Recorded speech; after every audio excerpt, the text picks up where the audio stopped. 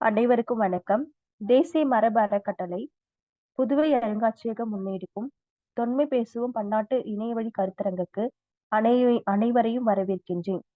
ஒவ்வொரு காரிக்கிழமையும் நடத்தப்பெறும் இந்நிகழ்வின் இன்றைய கருத்தரங்கில் சிறப்புரையினை வழங்க ஆய்வாளர் திருவாளர் தா. வினோத் ஐயா அவர்கள் நம்மிடையே இணைந்துள்ளார். ஐயா அவர்களுக்கு வணக்கம். தொடக்க உரையினை வழங்க புதுவை அருங்காட்சியகம் மற்றும் புதுவை அருங்காட்சியக ஆராய்ச்சி நூலகத்தின் இயக்குனர் நிறுவனர் அவர்களை அழைக்கின்றேன்.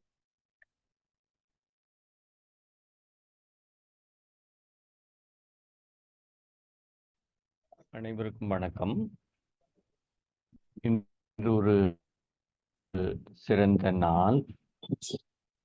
இக்காரிக்கிழமையில் நாம் நம்முடைய தொலைசுவோம் கருத்தரங்கத்தில் முன்பே ஒரு முறை மதுரை மாநகரில் அமைந்திருக்கின்ற மீனாட்சி அம்மன் கோயில் திருத்தலத்தை பற்றியான தொல்லியல் நோக்கில் ஒரு கருத்தரங்கத்தை கண்டிருக்கிறோம். அது பற்றி பேசியிருக்கிறோம். இம்முறை மதுரை மீனாட்சி அம்மன் கோயில் ஒரு பார்வை என்ற அடிப்படையில் நம்மிடையே பேச வந்திருக்கக்கூடிய மதுரை மாவட்டத்தைச் சேர்ந்த மிகச்சிறந்த ஒரு ஆய்வு முயற்சியாளரான வினோத் அவர்களை அழைத்திருக்கிறோம். அவருடைய தொடர்ந்த ஈடுபாடு நமக்கு வியப்பிற்குரியதாக இருப்பதால் அவரை பற்றிய ஒரு மிக பெருமிதமான ஒரு எண்ணத்தோடு அவரை பேச அழைத்திருக்கிறோம். மீனாட்சி அம்மன் கோயில் என்றவுடன் அது மிகவும் மலைப்புக்குரிய ஒரு வியப்புக்குரிய செய்தியாக உலகெங்கும் உள்ள மக்களால் பார்க்கப்படுகிறது. அதனுடைய அமைப்பு முறை, அதனுடைய சிற்ப வேலைப்பாடுகள், சுதை வேலைப்பாடுகள், அதில் இருக்கக்கூடிய ஏராளமான சிறப்பமைந்த கோயில் கட்டட அமைப்பு, இவையெல்லாம் நம்மை வியப்பிற்குள் ஆழ்த்தினாலும் அந்த கோயிலினுடைய பழமையான பெயர், அந்த அம்மனை குறித்த நற்தமிழ் பெயர் அங்கேற்கண்ணி என்ற சொல்லை குறித்து மதுரை மாவட்ட மக்களாலும் அழைக்கப்படாமல் இருப்பது நமக்கு வருத்தத்திற்குரியதாக இருக்கிறது. 1970களில் உவேசாவினுடைய நூலகத்திலிருந்து, அவருடைய நூலக பதிப்பிலிருந்து உருவான அங்கேற்கண்ணி மாலை என்ற ஒரு நூலை, கயற்கண்ணி மாலை, அங்கேற்கண்ணி மாலை என்ற நூலை நாம் படிக்கும் பொழுது அங்கேற்கண்ணி என்ற ஒரு அருமையான தமிழ்ச்சொல் அந்த கோயிலான அம்மனுக்கான பெயராக இருப்பதை கண்டு வியப்படைய முடிகிறது. நாம் 2016ஆம் ஆண்டு சைவ வைணவ கோயில்கள் தொடர்பான ஒரு ஆய்வில் ஈடுபடும் பொழுது 6 சைவ கோயில்களையும் 6 வைணவ கோயில்களையும் நாம் எடுத்துக்கொண்ட நிலையில் அதில் ஒரு கோயிலாக மீனாட்சி அம்மன் கோயிலை எடுத்துக்கொண்டோம். அந்த கோயிலுக்கு நாம் நல்ல தமிழில் பெயரிட வேண்டும் என்ற அடிப்படையில் அங்கேற்கண்ணி அழகுடையான் கோயில் என்று நாம் போட்டிருக்கிறோம். தமிழர்களுடைய கட்டடக்கலையும் தமிழர்களுடைய இறையியல் பார்வையும் அவர்களுக்கு இருந்த மிகச்சிறந்த மெய்யியல் கோட்பாடுகளும் ஒவ்வொரு கோயிலினுடைய செயற்பாடுகளிலும் விரவி கிடக்கிறது. அதை மீட்டெடுப்பதற்கு நமக்கு அடிப்படையாக தெரிய வேண்டியது அந்தந்த கோயிலினுடைய வரலாறு. அதை அருமையாக பேசுவதற்கு நம்மிடையே வந்திருப்பவர் மரபு சார்ந்த ஆய்வாளர் வினோத் அவர்கள். அவரை அழைத்து நான் இடம் அமர்கிறேன். நன்றி.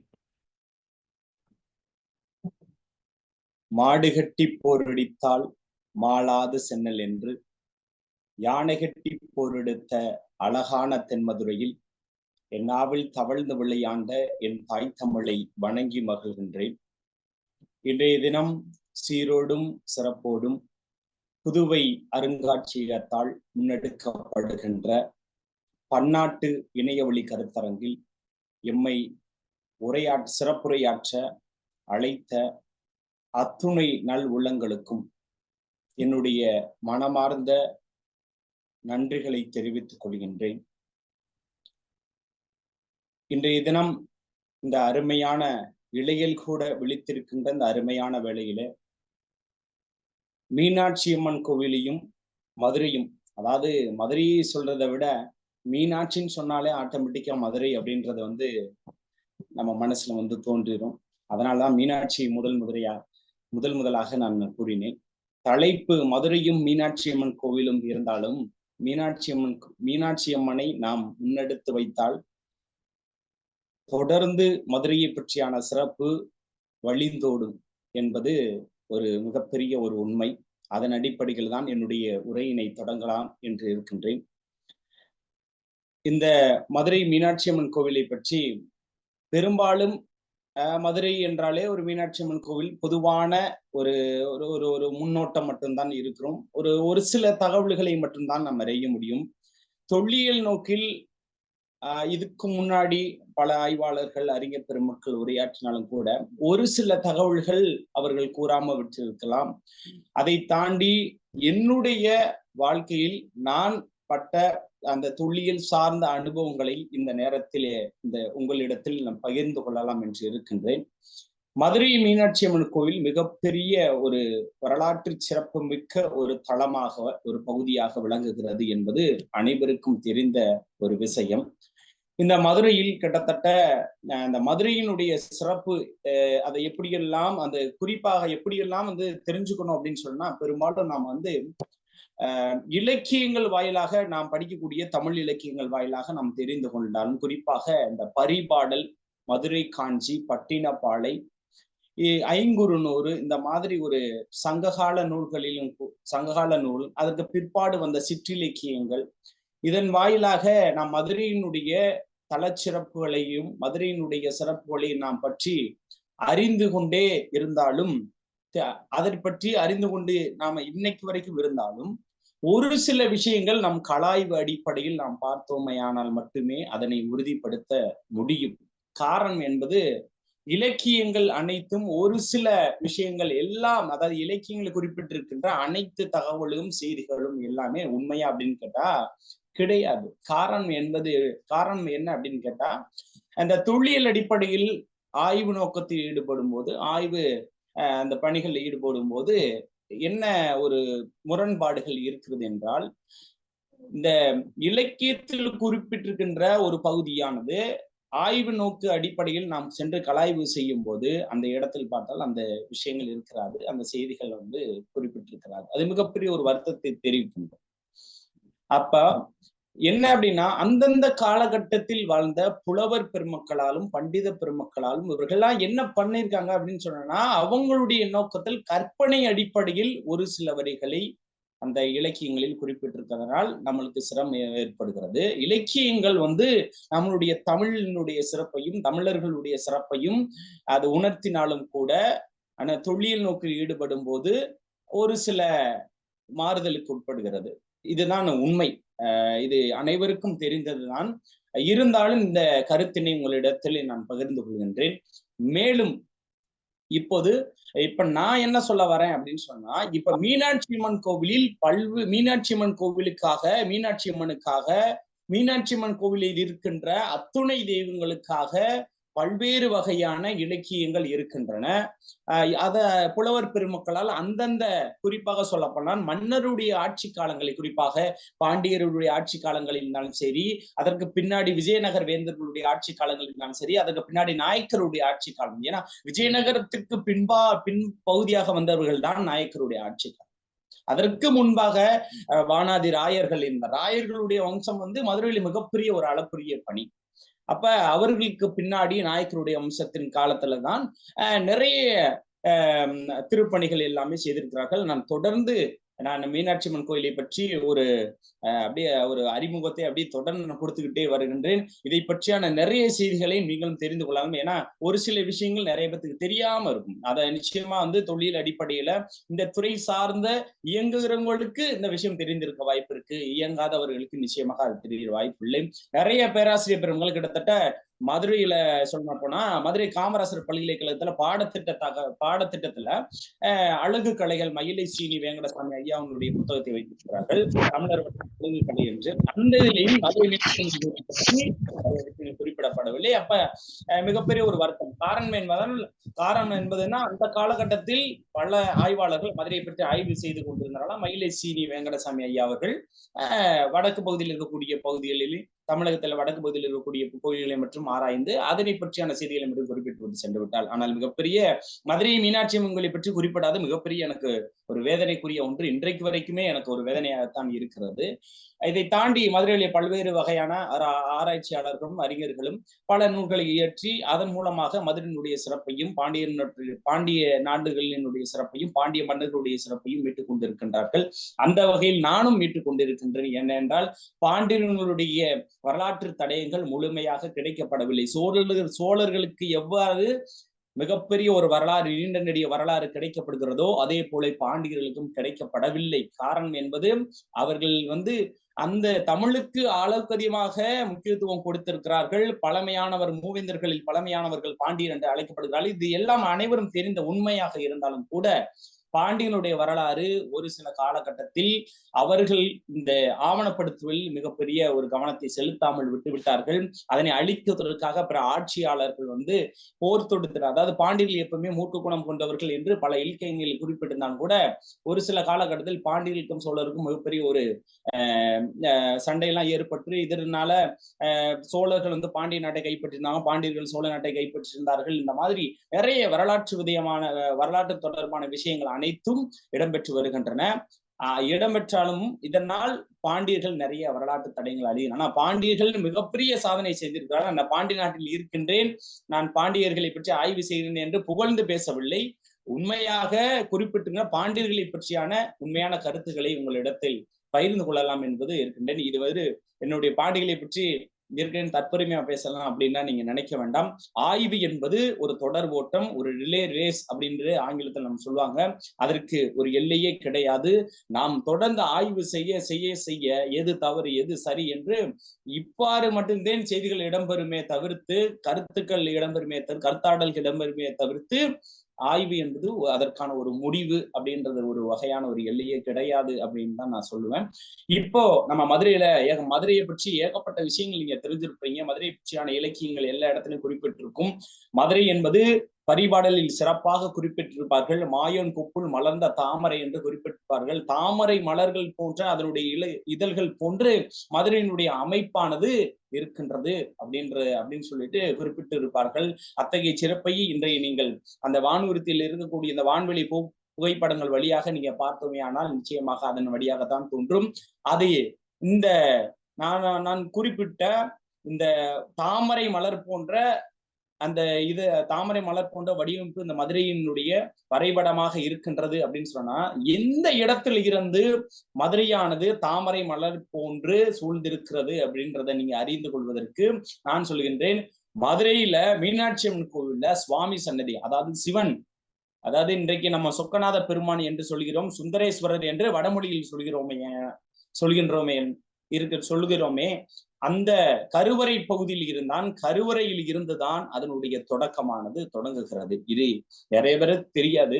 ஆனால் நான் சொல்கின்றேன், வரலாற்று பூர்வமான உண்மைகளை மட்டும்தான் உங்களிடத்தில் சொல்லப்படுகின்றேன். என்னுடைய அனுபவத்தின் அடிப்படையிலும் என்னுடைய ஆசிரியர்களுடைய வழிகாட்டுதலின் அடிப்படையிலும் தான் இந்த உரையை நான் சிறப்பாக உங்களிடத்தில் உண்மையான கருத்துக்களை உங்களிடத்தில் பகிரலாம் என்று நினைத்துக் கொண்டிருக்கின்றேன். இதனை தாண்டி மதுரையினுடைய வரைபடத்தை நான் உங்களிடம் சொல்ல, ஆங்கிலேயுடைய ஆட்சி காலத்தில் பல்வேறு விதமான வரைபடங்கள் நீங்க பார்த்திருப்பீர்கள். குறிப்பாக சொல்லாமல் மாடக்குளம் கீழ் மதுரை என்று தான் பல கல்வெட்டு செய்தியில் இடம்பெறுகின்றன. ஆங்கிலேயுடைய ஆட்சி காலத்திலும் அதற்கு முன்பாக 12ஆம் 13ஆம் நூற்றாண்டு வாக்கில் பாண்டியர்களுடைய இந்த மடை கல்வெட்டுகளில் மாடக்குளத்தில் மிகப்பெரிய நீண்ட நெடிய ஒரு கம்மாய் இருக்கிறது. அந்த கண்மாய் நீர்நிலை பகுதி அது இது எதனை சுட்டி காட்டுகிறது என்றால், மதுரை குறிப்பாக பாண்டிய நாடு பகுதி பாண்டியர்கள் நீர்நிலைக்கு அளவுக்கு அதிகமான முக்கியத்துவத்தை கொடுத்திருக்கிறார்கள் என்பது அப்படின்ற செய்தியை உணர்த்துவதற்காக மதுரையை சுற்றி பல்வேறு வகையான நீர்நிலைகள் இருக்கின்றன. அந்த நீர்நிலைகள் மூலம் இந்த ஒரு கல்வெட்டு சான்றை வைத்தே நாம் தெரிந்து கொள்ள முடியும். பாண்டியர்கள் நீர் மேலாண்மைக்கு மிகப்பெரிய ஒரு முக்கியத்துவத்தை அளித்திருக்கிறார்கள் என்பது. அவர்கள் பாண்டியர்கள், அதை தாண்டி இந்த பாண்டியர்கள் சொன்னாலே இப்ப மதுரை என்றாலே மீனாட்சி அம்மன் கோவில். அந்த மீனாட்சி அம்மன் கோவில்ல இன்றைக்கு அளவுக்கு அதிகமான நிறைய திருப்பணிகளை செய்தது யார் என்று கேட்டால் பாண்டியர்கள். தொடக்க காலத்தில் நம்மளுக்கு தெரிந்த அனைவருக்கும் தெரிந்த ஒன்றுதான். தொடக்க காலத்தில் வெறும் தரைமட்டமாக தான் இருந்தது. அதற்கு பின்னாடி மரத்தாலும் செங்கலாலும் அதற்கு பின்னாடி கற்றளியாலும் அப்படி கட்டப்பட்டார்கள். இதனை கூட திருநாவுக்கரசர் அவர்களுடைய தேவாரத்தில் நாம் பார்க்க முடியும் என்ற அந்த பாடல் வரிகள் எல்லாம் குறிப்பிட்டிருக்கின்றார்கள். அதனை வைத்து நாம் உறுதிப்படுத்திக் கொள்ள முடியும். அப்படிதான் இருந்தது. அதற்கு பின்னாடி இயற்கை சீற்றத்தினால, அதாவது ஒரு கோவிலானது இயற்கை சீற்றத்தினால் தொடர்ந்து அழிகிறது.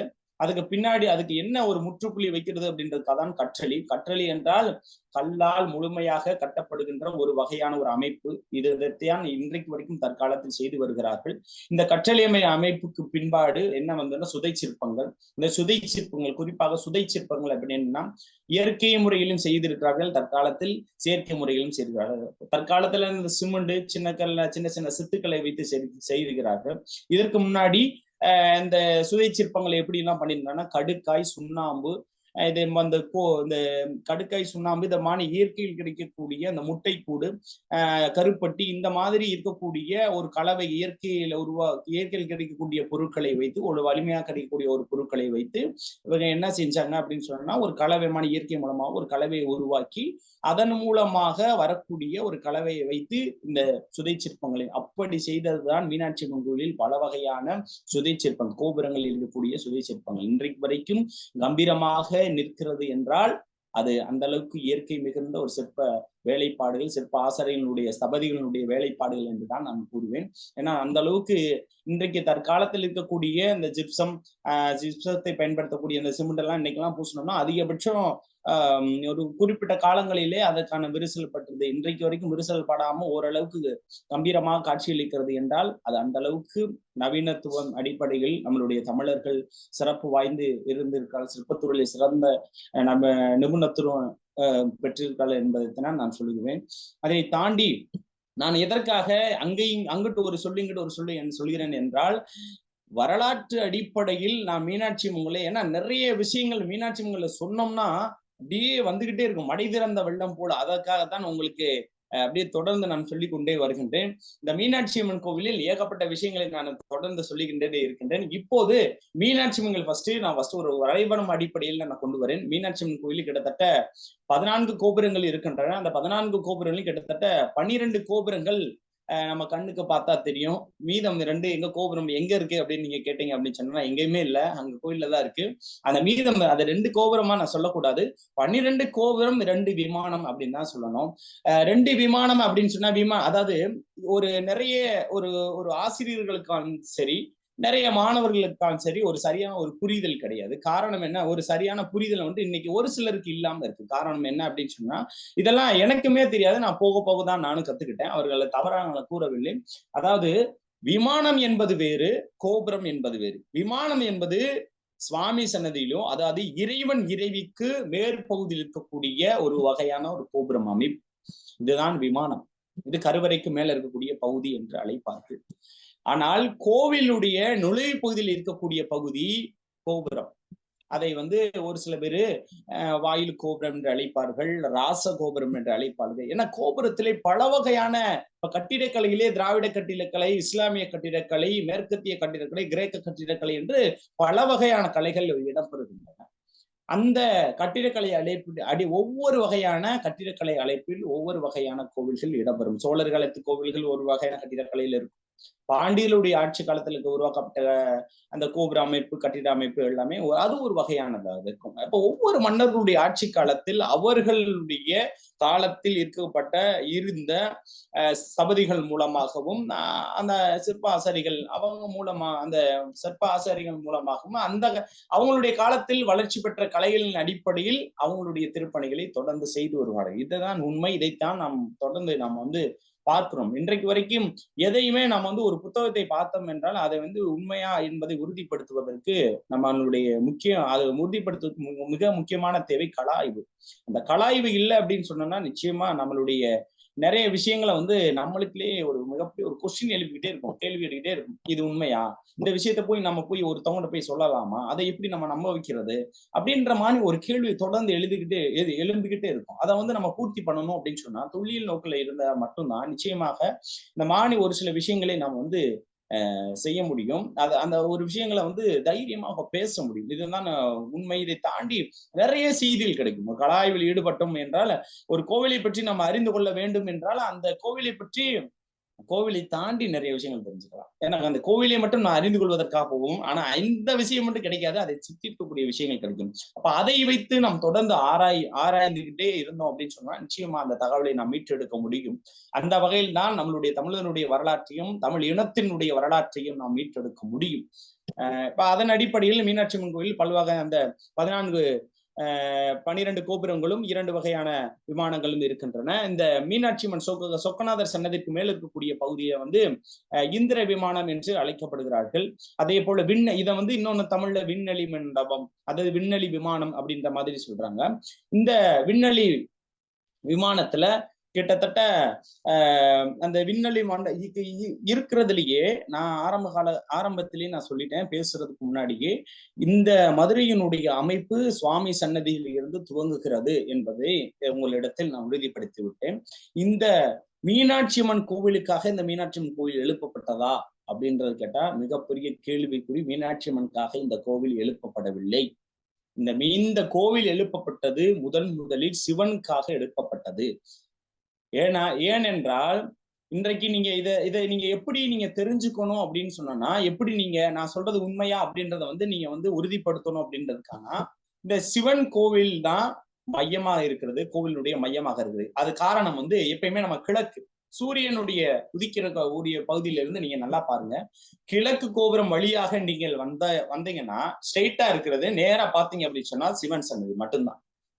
நீங்க இன்றைக்கு அஷ்டசக்தி மண்டபமா கிழக்கு கோபுரம் வழியாக இல்லாமல் அதை தாண்டி இருக்கக்கூடிய நகரா மண்டபத்தினுடைய முன்னாடி நுழைவு பகுதியிலிருந்து இருக்கக்கூடிய அஷ்டசக்தி மண்டபம் வழியாக நீங்க நேரடியா வந்தீங்கன்னா நீங்க வந்து மீனாட்சி அம்மன் கோவிலை தான் நீங்க அடைய முடியும். மீனாட்சி அம்மன் சன்னதி தான் நீங்க அடைய முடியும். காரணம் என்றால் என்ன? அம்மன் சன்னதியை பாத்தீங்கன்னா ஓரமா இருக்கும். ஏன்னா தெற்கு கோபுரத்துல இருந்து அப்படி டைரக்டா வந்தோம் அப்படின்னா அம்மன் சன்னதிக்கு நம்ம போக முடியும். ஆனால் கிழக்கு பகுதியில இருந்து நீங்கள் நேரடியாக வந்தால் அது சுவாமி சன்னதியை மட்டும்தான் அடையும். அதற்கு முன்னாடி இருக்கக்கூடிய மண்டபத்தை வீர வசந்தராயர் மண்டபம் தற்கால ஒரு 3-4 ஆண்டுகளுக்கு முன்பாக தீ விபத்து ஏற்பட்டது அந்த பகுதியில் இந்த தற்காலத்து. அதுக்கு முன்னாடி எல்லாம் இல்ல, ஒரு மிகப்பெரிய ஒரு வரலாற்று உண்மையை உங்களிடத்தில் பகிர்ந்து கொள்ளலாம் என்று இருக்கின்றேன். இந்த கிழக்கு கோபுரத்தில் புது மண்டபத்துக்கு முன்னாடி இருக்கக்கூடிய இந்த கோபுரத்தினுடைய பெயர் பாண்டியருடைய மன்னருடைய ஆட்சி காலத்தில் உருவாக்கப்பட்ட சுந்தரபாண்டியனுடைய ஆட்சி காலத்தில் உருவாக்கப்பட்டது. இந்த கிபி 12-13ஆம் நூற்றாண்டு வாக்கிலே இந்த மண்டபமானது கட்டப்பட்டிருக்கின்றது. இந்த மண்டபத்தினுடைய முதல் நிலையில் இருக்கக்கூடிய 2 தூண்களில் அந்த பாண்டிய மன்னரின் கட்டுவதற்கான கல்வெட்டு செய்தி இடம்பெறுகிறது. இதனை வைத்துதான் இந்த கோபுரத்துக்கு சிறப்பான பெயர் அவனிவேந்தர் ராம கோபுரம் என்று அழைக்கப்படுகிறார்கள். இதன் அடிப்படையில் அவனி என்றால் உலகம், புகழ், சிறப்பு என்று பொருள்.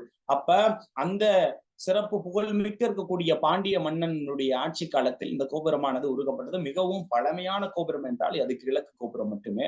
இந்த கிழக்கு கோபுரத்திலே ஒரு மிகப்பெரிய ஒரு வரலாற்று நிகழ்வு நடந்திருக்கிறது. நாயக்கருடைய ஆட்சி காலத்தில், குறிப்பாக திருமலை நாயக்கருடைய பேரனான சொக்கநாதனுடைய ஆட்சி காலத்தில் திருமலை நாயக்கர் பல்வேறு விதமான மதுரையில் மட்டும் இல்ல அவரு பாண்டிய நாட்டில் கைப்பற்றிய அனைத்து விதமான பகுதியில் இருக்கக்கூடிய பகுதிகளில் நிறைய விதமான இன்னொரு திருப்பணிகள் நிறைய செஞ்சிருக்கிறாரு. ஆனா நிறைய செஞ்சதுக்கு பின்னாடி அதனை அழிப்பதற்காக சொக்கநாதருடைய ஆட்சி காலம் இன்னைக்கு பாத்தீங்க அப்படின்னு சொன்னா திருமலை நாயக்கருடைய அரண்மனை இன்னைக்கு இருக்குது மகால்ல.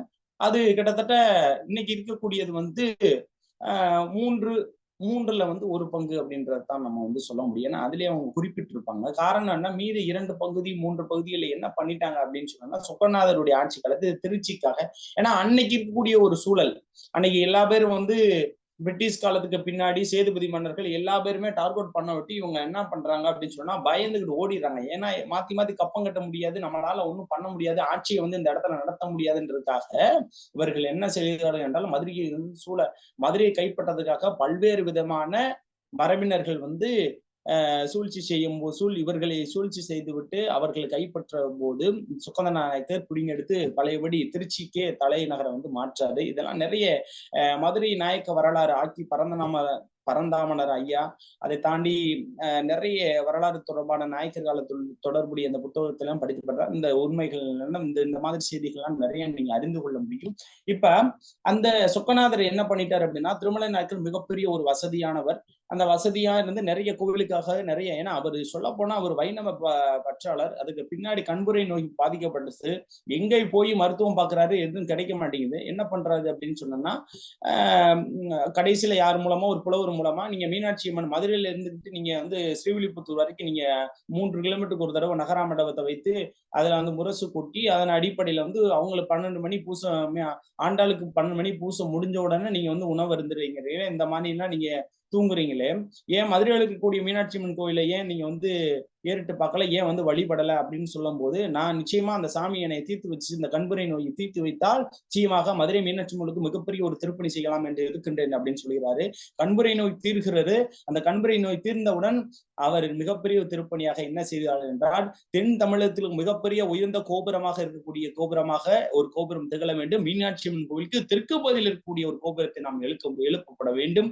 ஏனென்றால் இந்த தென் பகுதியில் இருக்கக்கூடிய தென் தமிழகத்தில் இருக்கக்கூடிய தமிழர்களும் இருந்தாலும் சரி, தமிழர்களுடைய எந்த விதத்திலும் வந்து குறைந்தவர்கள் நிறைந்தவர்கள் என்பதனை உயர்த்தி காட்டுவதற்காக இந்த கோபுரம் இருக்க வேண்டும் என்பதற்காக ஒரு எடுத்துக்காட்டு அடிப்படையில் திருமலை மன்னர் அவர்கள் செய்திருக்கிறார்கள். நிறைய ஒரு வரலாறு தொடர்பான புத்தகங்களை படிக்கும் போது நிறைய சிக்கல்கள்லாம் ஏற்படும். திருமலை நாயக்கர் அப்படின்னு போட்டிருப்பாங்க, திருமலை நாயக்கரின் திருப்பணின்னு போட்டிருப்பாங்க. ஒரு சில இடத்துல திருமலையின் திருப்பணிகள் அப்படின்னு போட்டிருப்பாங்க. இந்த திருமலை சேதுபதி மன்னர்களில் ஒருத்தர் திருமலைன்னு என்று இருந்திருக்கிறார். அதே போல திருமலை நாயக்கருடைய ஆட்சி காலத்தில் திருமலை நாயக்கர் என்று அழைக்கப்படுறார். அந்த மாதிரி நிறைய வரலாறு தொடர்பான நிறைய சிக்கல்கள் எல்லாம் ஏற்படும். அதனால் நம்ம படிக்கக்கூடிய ஒரு புத்தகங்களில் நம்ம தெளிவாக படிக்க வேண்டும். ஏனென்றால் நான் இந்த மாதிரி நிறைய சிரமங்களை நான் சந்தித்து இருக்கின்றேன். அதனை தாண்டி இப்ப பழையபடி மீனாட்சி அம்மன் கோயிலுக்குள்ள வரேன். இந்த மீனாட்சி அம்மன் அதுக்காக தான் இந்த தெற்கு கோபுரத்தில் கிட்டத்தட்ட 33,000 சுதை சிற்பங்களை இந்த திருமலை மன்னர் வடித்திருக்கின்றார்கள். குறிப்பாக இந்த இதனை செவந்து கிளத்தி செட்டியார் அப்படின்று ஒரு நகரத்தார், ஒரு சமூகத்தார்கள் வந்து அவங்க நல்ல திருப்பணி செய்திருக்கிறார்கள். அவர்கள் இல்லை என்றால் இந்த மீனாட்சி அம்மன் கோயில்களில் நிறைய திருப்பணிகள் அவர்களுடைய ஆட்சி காலத்துல தான் உருவாக்கப்பட்டது.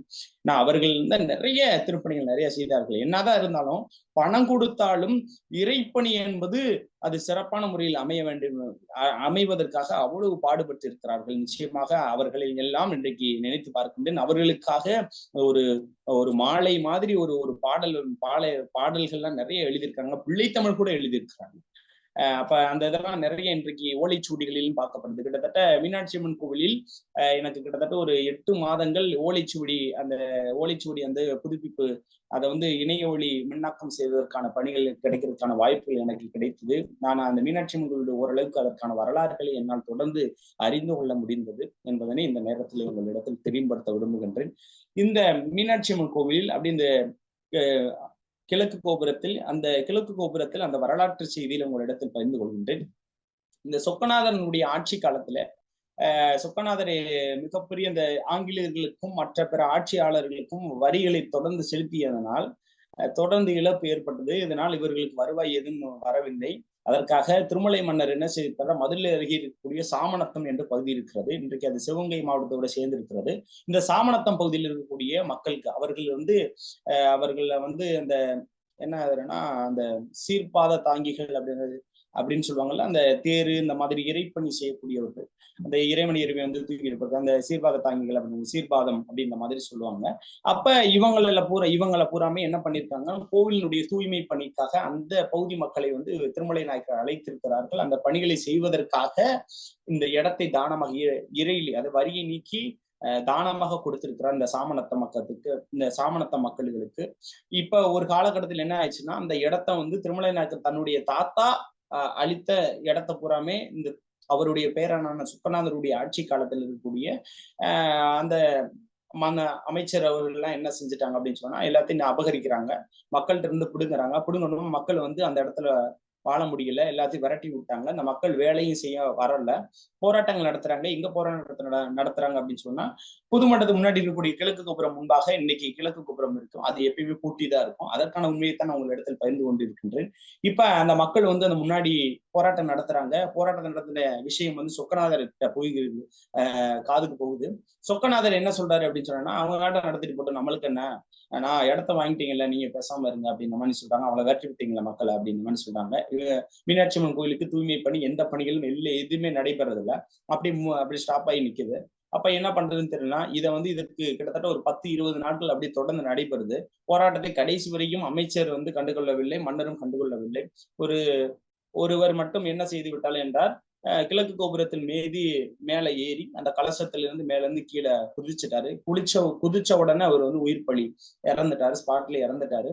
இறக்கப்பட்டு என்ன ஆயிடுது அப்படின்னு கேட்டா மிகப்பெரிய ஒரு பழி விழுந்துருச்சு அப்படின்றதுக்காக இவங்க என்ன பண்ணிட்டாங்க அப்படின்னு சொன்னோம்னா, டைரக்டா மன்னன்ட்ட இந்த விஷயம் வந்து போகுது. இந்த மாதிரி ஒருத்தர் வந்து இறந்துட்டாரு, இன்னி விட்டா எல்லா மக்களும் இறந்தாலும் இறந்துருவாங்க, அந்த இடத்த அவங்ககிட்டே கொடுத்துருவோம் அப்படின்றதுக்காக மந்திரி வந்து அமைச்சர்கள் வந்து சொக்கநாத நாயக்கிட்ட சொல்றாங்க. சொக்கநாத நாயக்கர் என்ன பண்றாரு அப்படின்னு உடனடியா சரி அதை இடத்த அவங்ககிட்டே கொடுத்துருவோம் அப்படின்றதுக்காக இவரும் கொடுத்துடுறாரு. கொடுத்த பின்னாடி என்ன ஆயிடுச்சுன்னா, பழையபடி கிழக்கு கோபுரம் வாசல் திறக்கப்படுது. ஆனால் மக்களுடைய மனதில் என்ன நிலவுகிறது என்றால், இந்த பகுதியா இங்கதானே இறந்தவர், அதாவது ஒரு கோவிலுக்கு போனா ஒரு தூய்மையான ஒரு மனநிலையை கொண்டிருக்கணும் அப்படின்றதுக்காக, தூய்மையான மனநிலைக்காக, ஒரு நிம்மதிக்காக, மன நிம்மதிக்காக தான் போகணும் அப்படின்றதுக்காக எல்லாரும் இன்னைக்கு வரைக்கும் அப்படிதான் போயிட்டு இருக்கோம். அப்ப அங்க போனோம்னா இவர் இறந்திருக்காரே அப்படின்னு சொல்லிட்டு ஒரு துக்கம், ஒரு அபச்சொல் இந்த மாதிரி இருக்கும் அது அப்படின்றதுக்காக இவங்க என்ன பண்ணிட்டாங்கன்னா, மக்கள் மனசுல ஒரு தவறான ஒரு நம்பிக்கை, ஒரு எண்ணம் வந்து வந்துருது, ஒரு தீய எண்ணம் வந்து அவங்களிடத்தில் இடம்பெற்றது. அது நல்லது இல்ல, ஒரு நல்ல செயலுக்காக போறது, இறைவனை வந்து வணங்குறதுக்காக போறது வந்து ஒரு நல்ல செயல் கிடையாது அப்படின்றதுக்காக அன்றைக்கு பூட்டிய அந்த நினைவெல்லாம் வரும், அந்த இறந்தவருடைய நினைவு வரும் அப்படின்றதுக்காக திருமலை நாயக்கருடைய மனைவினுடைய விருப்பத்திற்காக தோழியம்மை, திரௌபதி இவங்க 2 பேர், ஏன்னா திருமலை நாயக்கர் இருந்தாலும் அவருடைய மனைவி எப்பயுமே ரைட் அண்ட் லெஃப்ட் இருப்பாங்க. இதை தாண்டி ஒருத்தர் ஜோசி இருப்பாரு, இன்னொரு 2 ஜோசி இருப்பாங்க. ஏன்னா சைவத்துல ஒரு ஆள் இருப்பாங்க, வைணவத்துல ஒரு ஆள் இருப்பாங்க. இது உண்மை. இது அவரே நிறைய சிற்பப்பட்டியங்களில் அதை பற்றியான செய்திகளை வந்து குறிப்பிட்டு இருக்கிறார்கள். அதன் மூலமாத்தான் நான் அறிந்து உங்களிடத்தில் பகிர்ந்து கொள்கின்றேன். அப்ப இந்த மாதிரி இருக்கும்போது இவர் என்ன பண்ணிட்டாரு அப்படின்னு சொன்னா, அந்த சொக்கநாத நாயக்கர் வந்து அன்றைக்கு பூட்டி அன்றைக்கே நீங்க இனிமேல் இந்த கதவு என்னைக்குமே திறக்கக்கூடாது, அதுக்காக என்னுடைய தாத்தா உருவாக்கிய அஷ்டசக்தி மண்டபத்தில் இருக்கக்கூடிய ஒரு பகுதியை இடிச்சு அதுக்கு முன்னாடி நகரா மண்டபத்தினுடைய வழியாக டைரக்டா அம்மன் சன்னதியை போய் வழிபட்ட பின்னாடி சிவன் சன்னதிக்குள்ள வாங்க அப்படின்ற மாதிரி அந்த விதமான ஒரு முறையை வந்து ஏற்படுத்தினார். இன்றைக்கு வரைக்கும் ஒரு துப்பாக்கி ஏந்திய ஒரு காவலர்கள் மட்டும்தான் அந்த பகுதியில் இருப்பார்களே தவிர்த்துட்டு மற்ற நபர்களுக்கு அனுமதி கிடையாது. ஏன்னா அன்றைக்கு புற்றிய கதவு, அதுக்கு பின்னாடி இருக்க மண்டபத்தை தான் நான் வந்து வீர வசந்தராயர் மண்டபம் சொல்கிறேன். அதுக்கு பின்னாடி 16 கால் மண்டபம், அதுக்கு பின்னாடி நேரடியா பார்த்தோன்னா கம்பத்தடி மண்டபம். கம்பத்தடி மண்டபத்துக்கு பார்த்தீங்கன்னா முதல் சுற்று, இரண்டாம் சுற்று, முதல் சுற்று, இரண்டாம் சுற்றுக்கு பின்னாடி மேல வந்து அப்படியே நீங்க சிவன் சந்நிதியை வந்து நேரடியாக கருவறையில வந்து வழிபடலாம். இப்ப இதுதான் அதனுடைய வரைவு, அதுதான் அதனுடைய நடைமுறை. இதனை தாண்டி இந்த மீனாட்சி அம்மன் கோயிலே நிறைய வரலாற்று பூர்வமான உண்மைகளை நம்ம ஒரு இடத்துல நம்ம பகிர்ந்து கொள்ளலாம் என்று இருக்கின்றேன். தெற்கு பகுதியாக வந்தோமையானால் முதலில் நம்ம விபூதி விநாயகரை வழிபடுவோம். இதற்கு முன்பாக பொதுவாக கோபுரங்களில் கோஷ்ட பஞ்சரம், கும்ப பஞ்சரம் என்று சிற்பம் சம்பந்தப்பட்ட துறையில, சிற்பத்துறையில் படித்த பேராசிரியர் பெருமக்களுக்கும், சிற்பத்துறையில வந்து கொஞ்சம் நிறைய படிச்சவங்களுக்கும் அதை பற்றியான அறிதல் இருக்கிறவங்களுக்கு நிச்சயமா அந்த விஷயம் தெரிந்திருக்க வாய்ப்புகள் இருக்கு. வரலாற்று அடிப்படையில் தொல்லியல் நோக்கில் பார்த்தோமே ஆனால், கோபுரங்களில் கோஷ்ட பஞ்சரம், கும்ப பஞ்சரம், அதாவது கோஷ்டம் என்றால் சுவர் என்று பொருள், பஞ்சரம் என்றால் 5 வகையான அப்படியே ஒரு கூம்பு மாதிரி இருக்கும், அதுல வந்து ஒரு செடியிலிருந்து முளைத்திருக்கிற மாதிரி இருக்கும். இது எதனை வெளிப்படுத்துறேன்னா, இப்ப நம்ம ஒருத்தவங்க வாங்க அப்படின்னு சொன்னோம்னா நம்ம வணக்கம் அப்படின்னு சொல்றோம். அப்ப அந்த வணக்கத்தை வந்து ஒரு கோபுரமே நம்மளுக்கு வணக்கம் சொல்லுது. நம்மளுடைய கோபுரம், நம்ம வந்து சாமியை கும்பிட போறோம் அப்படின்னு சொன்னா அந்த கோபுரமே நம்மளுக்கு வணக்கம் போடுது. இதுதான் அதனுடைய உண்மையான ஒரு மறைபொருள். பொதுவாக வந்து இன்றைக்கு இருக்கக்கூடிய கோவில்களில் இன்றைக்கு ஆபாச சிற்பங்கள், அதனை தாண்டி பல சிற்பங்கள் இருக்கும். அதுல ஒரு வகையானதான் கோஷ்ட பஞ்சரம், கும்ப பஞ்சர சிற்பம். இந்த சிற்பத்திலே நான் என்ன சொல்ல, எல்லாமே ஒரு மறைபொருளைத்தான் சொல்லுவேன். டைரக்டா அதை நம்மளால புரிஞ்சுக்க முடியாது. நம்ம போய் அதனை பற்றியான ஒரு ஆய்வுகளில் ஈடுபடும் போதுதான் அதனுடைய உண்மையான கருத்துக்களை நாம் அறிந்து கொள்ள முடியும். இப்ப கோஷ்ட பஞ்சரம், கோஷ்டம் பஞ்சரத்தை பத்தி நான் சொல்லிவிட்டேன். கும்ப பஞ்சரம் கும்பம் போன்று ஒரு பானை போன்று இருக்கும். அந்த கும்பத்துல இருந்து அப்படியே வெடித்து, அது செடி கொடி அப்படியே வெடித்து வர மாதிரி இருக்கும். தண்ணி அப்படியே உள்ள தண்ணி நிறைந்த மாதிரி இருக்கும். அந்த வகையான ஒரு அமைப்பானது இருக்கணும். அப்ப கோஷ்ட பஞ்சரம், கும்ப பஞ்சரம் இது பெரும்பாலும் பாண்டியருடைய ஆட்சி காலத்தில் என்ன செய்வார்கள் என்றால், கோவிலினுடைய நுழைவு பகுதியில், அதாவது கோபுரத்தினுடைய நுழைவு பகுதியில் வைத்திருப்பார்கள். அப்ப இது என்ன உணர்த்துது அப்படின்னு சொன்னா, நம்ம எல்லாரும் வாங்க வணக்கம் அப்படின்றத நம்ம, ஏன்னா கோவில் எல்லாரும் எல்லா மக்களும் வணக்கம் வணக்கம்னு சொல்ல மாட்டாங்க இல்லையா, அதனால கோபுரமே நம்மளுக்கு வணக்கம் சொல்லுது. இதுதான் அதனுடைய மறைபொருள். அப்ப பாண்டியருடைய ஆட்சி காலத்தில் கோபுரத்தில் எழுப்பப்படுவார்கள் இந்த 2 வகையான சிற்பத்தையும். சோழர்கள் கருவறை பகுதியில் வைத்து இந்த கோஷ்ட பஞ்சரம், கும்ப பஞ்சரத்தை வைத்திருப்பார்கள். குறிப்பாக இந்த சென்னையில நல்ல தெளிவா பார்க்கணும் அப்படின்னு சொன்னோம்னா, மயிலாப்பூர்ல அந்த கபாலீஸ்வரர் கோவில பார்த்தோம் அப்படின்னு சொன்னா தெளிவா அதை பார்க்கலாம். சோழர்கள் கருவறை பகுதியில் வைத்திருப்பத அப்படியே தெளிவா நல்ல தெளிவான முறையில அப்படியே எல்லாருக்கும் பார்க்கும்படியாக ஒரு காட்சியானது அந்த இடத்துல இருக்குது. அதே போல நீங்க மதுரையில பார்த்தீங்க அப்படின்னா, பாண்டியருடைய ஆட்சி காலத்துல பாண்டியருடைய ஆட்சி காலத்தில் எழுப்பப்பட்ட அந்த கோபுரங்களில் பார்த்தோம் அப்படின்னு சொன்னா கோஷ்ட பஞ்சரம், கும்ப பஞ்சர சிற்பம் இருக்கும். அதனை தாண்டி நீங்க அப்படியே கொஞ்சம் இறங்கி வந்தீங்க அப்படின்னா, குறிப்பாக இந்த இடத்திலே இன்னொரு விஷயத்தையும் சொல்லலாம் என்று இருக்கு. இந்த பகுதி தெற்கு கோபுர, இது கிழக்கு கோபுரத்துல நம்ம அளவுக்கு அதிகமா பார்க்கலாம். அந்த தெற்கு கோபுரத்துல பார்த்தோம் அப்படின்னு சொன்னா சதாசேவி கல்வெட்டுகளில் மிகப்பெரிய நிறைய வகையான கல்வெட்டுகள் இருக்கிறது. அதுல ஒரு வகை சதாசேவி கல்வெட்டுகள் என்று சொல்லப்படுகிறது. சதாசேவினா இறைவனை சதா நேரமும் வழிபடுவதாக பொருள். இன்றைக்கு இறைவனுக்காக நிறைய அடியார் பெருமக்கள் எல்லாம் இருக்கிறார்கள். இறைவனை எப்போதுமே நினைச்சுக்கிட்டு இவங்க தான் எனக்கு எல்லாமே அப்படின்னு சொல்லிட்டு, சிவன் தான் எனக்கு எல்லாமே, மீனாட்சி தான் எல்லாமே அப்படின்னு இருக்காங்க இல்லையா. இப்ப இவங்கெல்லாம் என்ன பண்ணுவாங்க அப்படின்னு சொன்னா, ஒவ்வொரு பகுதியை பாதுகாப்பாங்க, குறிப்பாங்க அப்படின்னு சொன்னா அந்த மீனாட்சி அம்மன் கோயிலே பல வகையான தூண்களில் இந்த சதாசேவி கல்வெட்டு இடம்பெறும். காரணம் என்ன, இதுல என்ன அப்படின்னு சொன்னா, அந்த சதாசேவி கல்வெட்டுல அவங்களுடைய உருவம் ஒரு சில இடத்துல பொறிக்கப்பட்டு இருக்கும். அந்த உருவத்தை பொறித்து அவர்களுக்கு கீழே அவங்க என்ன பணி செஞ்சாங்க, அவங்க என்ன பேர், இந்த 3 வகையான செய்தியும் இடம்பெறும். ஒரு சில இடத்துல அவங்களுடைய உருவம் இருக்காது, பெயரும் அவர்களுடைய பணி. எடுத்துக்காட்டு பொற்றாமரை குல சேவை சதாசேவை அப்படின்னு, பொற்றாமரை குல காவல் சதாசேவை, காசுக்கார அண்ணாச்சி சதாசேவை அப்படின்னு போட்டு அவங்க ஒரு சில இடத்துல இந்த மாதிரி இப்படித்தான் இருக்கு. அப்ப இந்த சதாசேவி கல்வெட்டுகள் இந்த விஷயங்கள்லாம் பெரும்பாலும் தெரிஞ்சிருக்கிறது வாய்ப்பு இல்லை. இதெல்லாம் பெரும்பாலும் பாத்தீங்க அப்படின்னு சொன்னா அப்படியே சின்ன சின்னதா ஒவ்வொரு சில அதே போல இந்த மீனாட்சி அம்மன் கோவில்ல நல்லா பார்க்கலாம். எப்படி பார்க்கலாம் அப்படின்னு சொன்னா, எல்லா கோபுரத்திலையும் பார்க்க முடியாது. மீனாட்சி அம்மன் கோவில்ல, திருப்பரங்குன்றம் இந்த மாதிரி இருக்கக்கூடிய கோவில்கள்ல நுழைப்பதில் இருக்கக்கூடிய பகுதியில அப்படியே சதுர போன்ற ஒரு அமைப்பு. அந்த அமைப்பு அப்படியே மேல பார்த்தோம் அப்படின்னு சொன்னா, பிள்ளை தமிழ்ல எப்படி 10 பருவங்கள் இருக்கோ, ஆண்பால் பிள்ளை தமிழுக்கும் பெண்பால் பிள்ளை தமிழுக்கும் இருக்கக்கூடிய அந்த பிள்ளை தமிழ் இருக்கக்கூடிய பருவங்களை அப்படியே அந்த பாம்பு வடிவத்துல, அந்த எஸ் வடிவத்துல அப்படியே போயிடும். அப்ப இந்த மாதிரி இருக்கக்கூடிய இதெல்லாம் நம்மளுக்கு நிச்சயமா சாதாரணமா ஏதோ சிற்பத்தை வடிச்சிருக்காங்கன்னு தான் தெரியும். அப்படியே பார்த்தா ஒரு முழுமையான பெண் எவ்வாறு உருவாகிறாள், முழுமையான ஆண் எப்படி உருவாகுறாங்க அப்படின்ற விஷயம் இருக்கும். இதை தாண்டி கோபுரங்களில் என்ன இருக்கு அப்படின்னு சொன்னோம்னா, சிங்கம், அதாவது கேசரி அப்படின்னு சொல்லிட்டு வடமொழியில் சொல்லுவோம். அப்ப சிங்கங்கள் இருக்கும், குரங்கு சிற்பம் இருக்கும். இதெல்லாம் என்ன அப்படின்னா வலிமையின் குறியீடு. குரங்கு பிடிக்கணுமையா அப்படின்ற மாதிரி சிங்கம் எப்பயுமே வலிமை. யானை சிற்பம் இருக்கும், ஆமை சிற்பம் இருக்கும், அதே போல உடும்பு சிற்பம் இருக்கும். இந்த மாதிரி சிற்பத்திலேயே நான் சிற்பத்திற்கு எல்லாம் போனோம்னா அது மிகப்பெரிய ஒரு நேரத்தை இழுத்துரும். இருந்தாலும் அப்படியே மேலோட்டமா அவங்ககிட்ட மட்டும் பகிர்ந்து கொள்ளலாம் என்று இருக்கிறேன். அதனால இந்த மாதிரி இருக்கக்கூடிய சிற்பங்களை பெரும்பாலும் கோபுரத்தில் நிறைய இடத்துல வடிப்பாங்க. காரணம் இதெல்லாம் என்ன ஆகும், இதெல்லாம் எண்ணத்தை வெளிப்படுத்துகிறது என்று கேட்டால், பெரும்பாலும் தூண்களில், அதாவது தாங்குதல் தூண்களிலும் மேற்கூரை கற்களிலும் இடைப்பட்ட பகுதியில் ஒரே மீனாட்சி அம்மன் எல்லாம் பார்த்தோம்னா சிவன் சன்னதிக்கு பின்னாடி மேல எல்லாம் பார்த்தோம்னா ஒரே மாதிரி வடிவம் இருக்கு. அந்த வடிவமைப்புல 2 சைடு ரைட் அண்ட் லெஃப்ட் நம்ம மேல பார்த்தோம் அப்படின்னா சிங்கங்கள் அப்படியே வரிசையா ஒரே முகமா இருக்கு. அப்ப அப்படியே பல்ல கடிச்ச மாதிரி இருக்கு. அப்ப என்ன பண்ணி மேல இருக்கக்கூடிய கூரை கற்களை இந்த தூண்கற்கள் தாங்குகிறது. அதற்காக ஒரு வலிமையின் குறியீடாக இருக்க வேண்டும் அப்படின்னு சொல்றாங்க. மிகப்பெரிய ஒரு இன்னொரு விஷயத்தை உங்களிடத்தில் பகிர்ந்து கொள்ளலாம் என்று இருக்கின்றேன். மீனாட்சி அம்மன் கோவில் சுவாமி சன்னதியினுடைய முதல் பிரகாரத்தில் நீங்கள் நுழையும் போது அப்படியே மேல அப்படியே பாத்தீங்க அப்படின்னு சொன்னா, மேல வந்து ஒரு வட்டமா ஒரு அப்படியே கட் பண்ணியிருப்பாங்க. அதை தாண்டி அப்படியே சொல்லணும்னா ஒரு அரை வட்டம் அடிப்படையில கட் பண்ணியிருப்பாங்க. கல்லவே கருங்கல்ல கட் பண்ணிருப்பாங்க. அப்ப அவங்க இப்ப கட்டிங் மிஷின் எல்லாம் இருக்கு. அப்ப எல்லாம் என்னத்தை எப்படி பண்ணி கட் பண்ணாங்க அப்படின்றது வந்து எனக்காக மிகப்பெரிய ஒரு கேள்விக்குறி. அந்த கேள்விக்குறி தான் இன்னைக்கு வரைக்கும் இருக்குது. என்னத்தை உணர்த்து அப்படின்னு கேட்டா, சூரியனும் சந்திரனும் உள்ள வரை இந்த கோவிலானது நிலைத்திருக்கும் என்பதனை நம்மளிடத்தில் உறுதிப்படுத்துகிறது. அதன் அடிப்படையாகத்தான் தொல்லியல் அடிப்படையில் நான் பார்க்கும் போது அதை எப்படி நம்ம அணுகணும் அப்படின்னு சொன்னோம்னா, நிலைய எல்லை கல் அப்படின்னு சொல்லுவோம். சிவன் கோயிலுக்கு தானமாக வழங்கப்படக்கூடிய எல்லை கற்களை நாம் சூளக்கல் என்றும், அந்த சூளக்கல்ல சூளாயுதம் இருக்கும், ரைட் சைடு வந்து சூரியன் இருப்பாரு, இங்கிட்டு சந்திரன், அதாவது சந்திரன் இருக்கும். அப்ப இப்படி இருக்கக்கூடிய கல்லை வந்து பலகை கல்ல இருக்கும் அடிச்சிருப்பாங்க. அதற்கு கீழே ஒரு சில இடத்துல கல்வெட்டு செய்திகள் இருக்கலாம், ஒரு சில இடத்துல இல்லாம இருக்கலாம். இது என்ன ஒரு உணர்த்து சிவன் கோயிலுக்கு.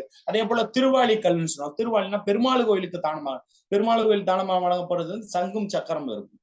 இதை தாண்டி அப்புறம் இது ஜெயினம் அப்படி சமணம் சம்பந்தப்பட்ட குறியீடு இருந்தால் அது சமணம் சம்பந்தப்பட்ட துறவிகளுக்கு, சமணம் சம்பந்தப்பட்ட கோவில்களுக்கு தானமாக வழங்கப்பட்ட நிலம் என்று இருக்கும். அதை தாண்டி பௌத்தத்துக்கு வந்து பள்ளிகள் இருக்கக்கூடிய பள்ளியில் சம்பந்தப்பட்ட அந்த பௌத்த குறியீடுகள் அடிப்படையில் அந்த நில எல்லைக்கல்லானது வகைப்படுத்தப்படுகிறது. அப்ப எல்லா இடத்துலயும் கிடையாது, ஒரு சில இடத்துலதான் இருக்கும். அப்ப இந்த குறியீடுகள்லாம் நம்ம வைத்து ஆராய்ந்து பார்க்கணும் அப்படின்னு சொன்னா, எந்த அளவுக்கு நம்மளுடைய தமிழர்கள் சிறந்து இருக்கிறார்கள், அனைத்து துறையிலும் சிறந்து இருக்கிறார்கள் என்பதனை நாம அறிய முடியும். ஏன்னா இந்த விஷயங்கள்லாம் பெரும்பாலும் தெரிந்திருக்கிறது வாய்ப்பில்லை. அதை தாண்டி பழமையான மீனாட்சி அம்மன் கோயிலே பழமையான பகுதி அப்படின்னு கேட்டா நம்ம சிவன் சன்னதியை மட்டும்தான். விமானம், அதாவது இந்திர விமானம் மட்டும்தான் நம்ம சொல்ல முடியும். மீனாட்சி அம்மனுடைய கருவறையை கூட ஓரளவுக்கு நம்ம சொல்லலாம். ஏன்னா கருவறையில மத்த பகுதி எல்லாமே மீனாட்சி அம்மன் கோயிலே அந்த முதல் சுவாமி சன்னதியுடைய முதல் பிரகாரம் திருமலையினுடைய நாயக்கருடைய ஆட்சி காலத்தில் வந்து உருவாக்கப்பட்ட அதுக்கு மேல பார்த்தோம்னா 16 கால மண்டபம். இந்த 16 கால மண்டபத்துலதான் என்ன இருக்கு அப்படின்னு சொன்னா, மீனாட்சி அம்மன் அந்த நாயக்கருடைய ஆட்சி காலம் மிகப்பெரிய யாருடைய ஆட்சி காலம் என்று சொல்லுவாங்கன்னா, சிற்றிலக்கியத்தினுடைய சிற்றிலக்கியத்தினுடைய பொற்காலம் என்று சொல்லுவாங்க. குறிப்பாக திருமலை நாயக்கர் வந்து என்ன பண்ணியிருக்காருன்னா, பல வகையான புலவர்களை அழைத்து, திருமலை நாயக்கர் ஒரு தெலுங்கரா இருந்தாலும் கூட தமிழ் தமிழுக்காக முக்கியத்துவம் கொடுத்திருக்கிறார் அப்படின்னு சொல்லிட்டு நம்மளுக்கு இது மூலமா தெரிய வருது அப்படின்றத வந்து நினைச்சாதீங்க. அது கிடையாது. அது சும்மா அது ஒரு ஒரு மேலோட்டமா சொல்லியும் சொல்லாம போறதுக்காக அவர்கள் செய்த ஒரு வகையான ஒரு சதின்னு தான் நான் சொல்லுவேன். திருமலை நாயக்கர் தமிழ்லாம் அந்த அளவுக்கு வளர்க்கவில்லை, அவர் ஒரு வடமொழியைத்தான் அந்த அளவுக்கு வளர்த்திருக்கிறார் என்பதனை இந்த நேரத்தில் தெரியப்படுத்த விரும்புகின்றேன்.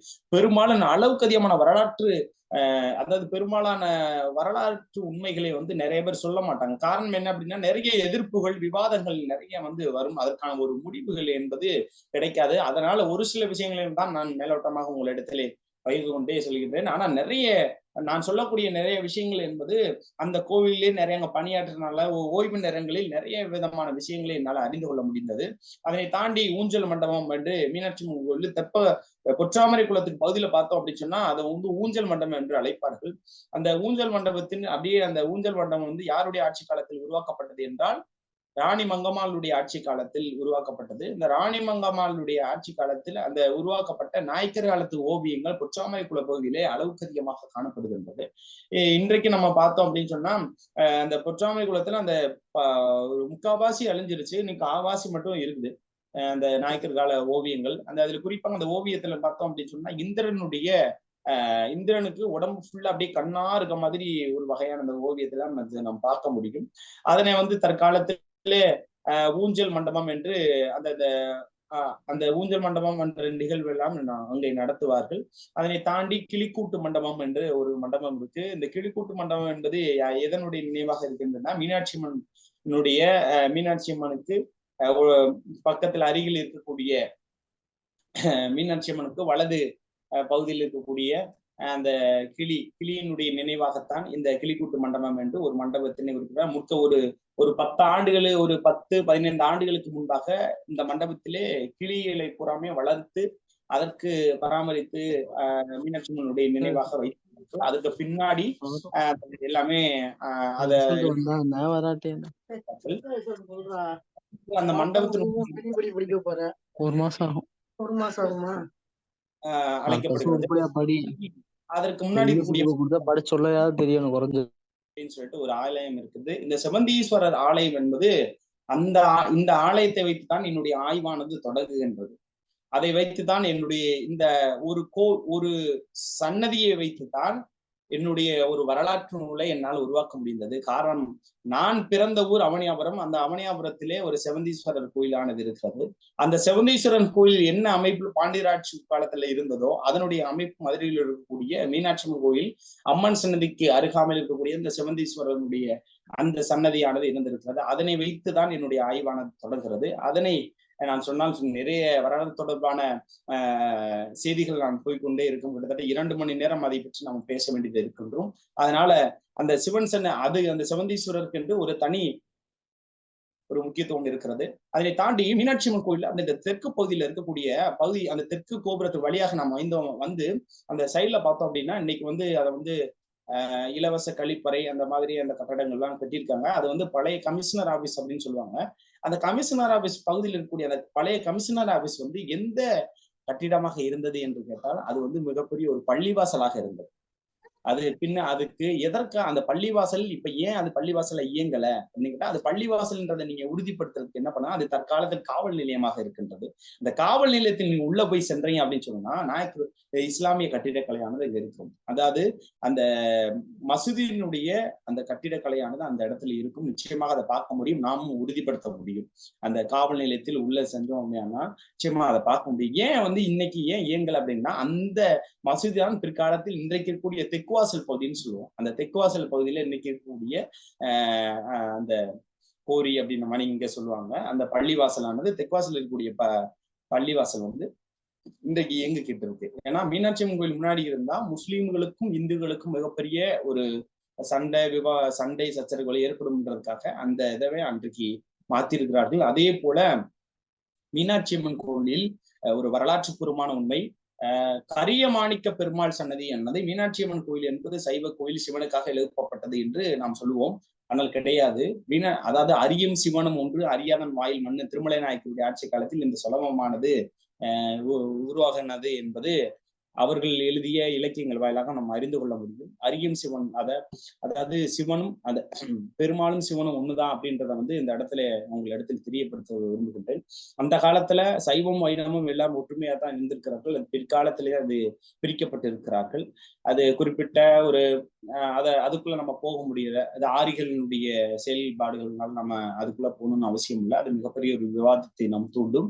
அதற்காக இந்த இடத்துல நான் வேற மாதிரி அந்த கருத்தை உங்கள் இடத்தில் பகிர்ந்து கொள்ளலாம் என்று இருக்கின்றேன். இந்த சைவம் வைணவம் இந்த கரியமாணிக்க பெருமாள் சன்னதி எந்த இடத்துல இருக்கு அப்படின்னு கேட்டீங்கன்னா, மீனாட்சி அம்மன் கோயில்ல வடக்கு கோபுரத்துக்கு இடைப்பட்ட பகுதியில கல்யாண சுந்தரேஸ்வரர் சன்னதி அப்படின்னு இருக்கும். சிவன் சன்னதிக்கு அப்படியே ஆப்போசிட்ல அப்படியே பார்த்தோம் அப்படின்னு சொன்னா அப்படியே அந்த சைட ஒரு பாதை போகும். அந்த பாதை சங்கப்புலவர் சன்னதி. சங்கப்புலவர் சன்னதிக்கு பக்கத்துல பார்த்தோம்னா கல்யாண சுந்தரேஸ்வரர் சன்னதிக்கு முன்னாடி பார்த்தோம் அப்படின்னா எப்பயுமே பூட்டி தான் இருக்கும். அதை ஒரு தியான மண்டபம் போட்டிருப்பாங்க. அந்த தியான மண்டபத்துக்கு பின்னாடி எப்பயுமே பூட்டிதான். ஏன் போட்டியிருக்காங்க அப்படின்னு சொல்லிட்டு நானுமே அப்படியே ஆழ்ந்த ஒரு சிந்திப்புல இருக்கும்போது ஆய்வுல ஈடுபடும் போது என்னுடைய பேராசிரியர் பெருமக்கள்கிட்டையும் அதை தாண்டி நானும் ஒரு தனிப்பட்ட முறையில் ஒரு ஆய்வுகள் நடத்தும் போது என்ன தகவல் கிடைத்தது என்றால், இந்த பகுதியில் தான் கரியமாணிக்க பெருமாள் என்று சன்னதியானது இருந்தது. பெருமாள் கோவில் இருந்ததற்கான தடயம் எல்லாமே இந்த பகுதியில் தான் இருக்கிறது. இங்கே இந்த பகுதியில ஒரு தெப்பமானது இருந்திருக்கிறது.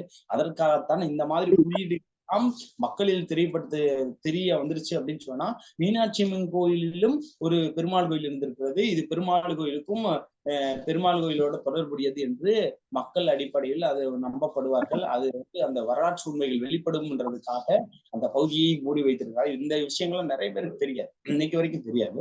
அப்ப இந்த மாதிரி கரியமாணிக்க பெருமாள் சன்னதி இப்ப கல்யாண சுந்தரேஸ்வரர் சன்னதிக்கு போங்களேன்.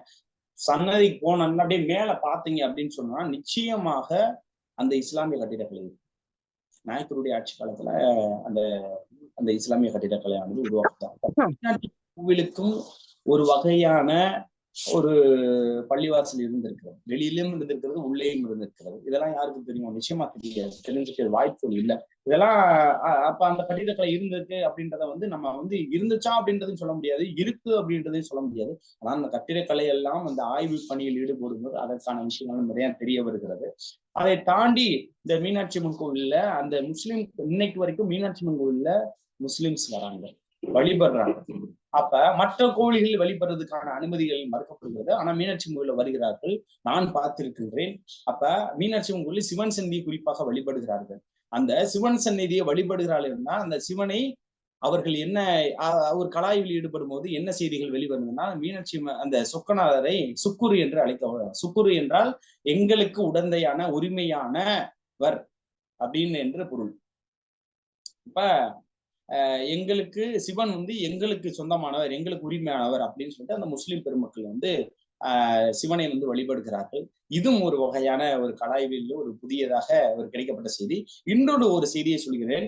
மீனாட்சி அம்மன் கோயிலில் எல்லாம் கால் மாறிய ஆடிய தலம் என்று அழைக்கப்படுவார்கள்.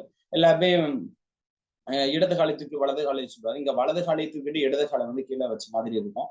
அப்ப கால் மாறி ஆடி இருப்பாரு. அப்ப அடியாரனுடைய வேண்டுதலுக்காக அப்ப சிவன் கால் மாறி அந்த தளத்துல அந்த வெள்ளியம்பல காட்சி, அதாவது அந்த வெள்ளியினாலேயே அந்த தகடானது அந்த இடத்துல பொறிக்கப்பட்டிருக்கும். இதெல்லாம் நம்ம எப்படி பார்க்கணும்? சிவன் சந்நிதிக்கு நம்ம போகும்போதுக்கே நம்ம பார்க்கலாம். நம்ம பார்க்கும்போது என்ன ஆயிடுச்சு, நம்ம பார்க்கும்போது அப்படியே அந்த வெள்ளியினால அந்த வெள்ளியம்பலத்தை உருவாக்கி இருப்பாங்க. அந்த அது நடராஜ பெருமானை உருவாக்கி இருப்பாங்க. அந்த நடராஜ பெருமானை உருவாக்கியது யார் என்று கேட்டால் ஒரு முஸ்லிம் இனத்தை சேர்ந்தவர் ஒருத்தவர் தான். அவர் தான் சிற்ப ஆசிரியாக இருந்து அந்த சிவபெருமானுக்காக, நடராசர் பெருமானுக்காக செய்தவர். அப்ப இதெல்லாம் இந்த செய்திகள் எல்லாம் யாருக்கு தெரியும்? நிச்சயமா தெரிந்திருக்கிறதுக்கான வாய்ப்புகள் இல்லை.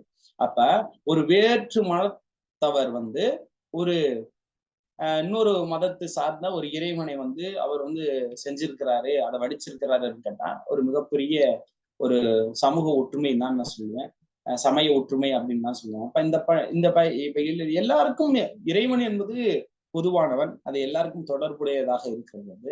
அதனை இறைவன் என்பது எல்லாருக்கும் பொதுவான அடிப்படையில் தான் நாம் கருத வேண்டும். இது யாருக்கும் உரிமை கொண்டாடுவதற்கான ஒரு உரிமை இல்லை என்பதனை இந்த இடத்துல நான் தெரியப்படுத்த விரும்புகின்றேன்.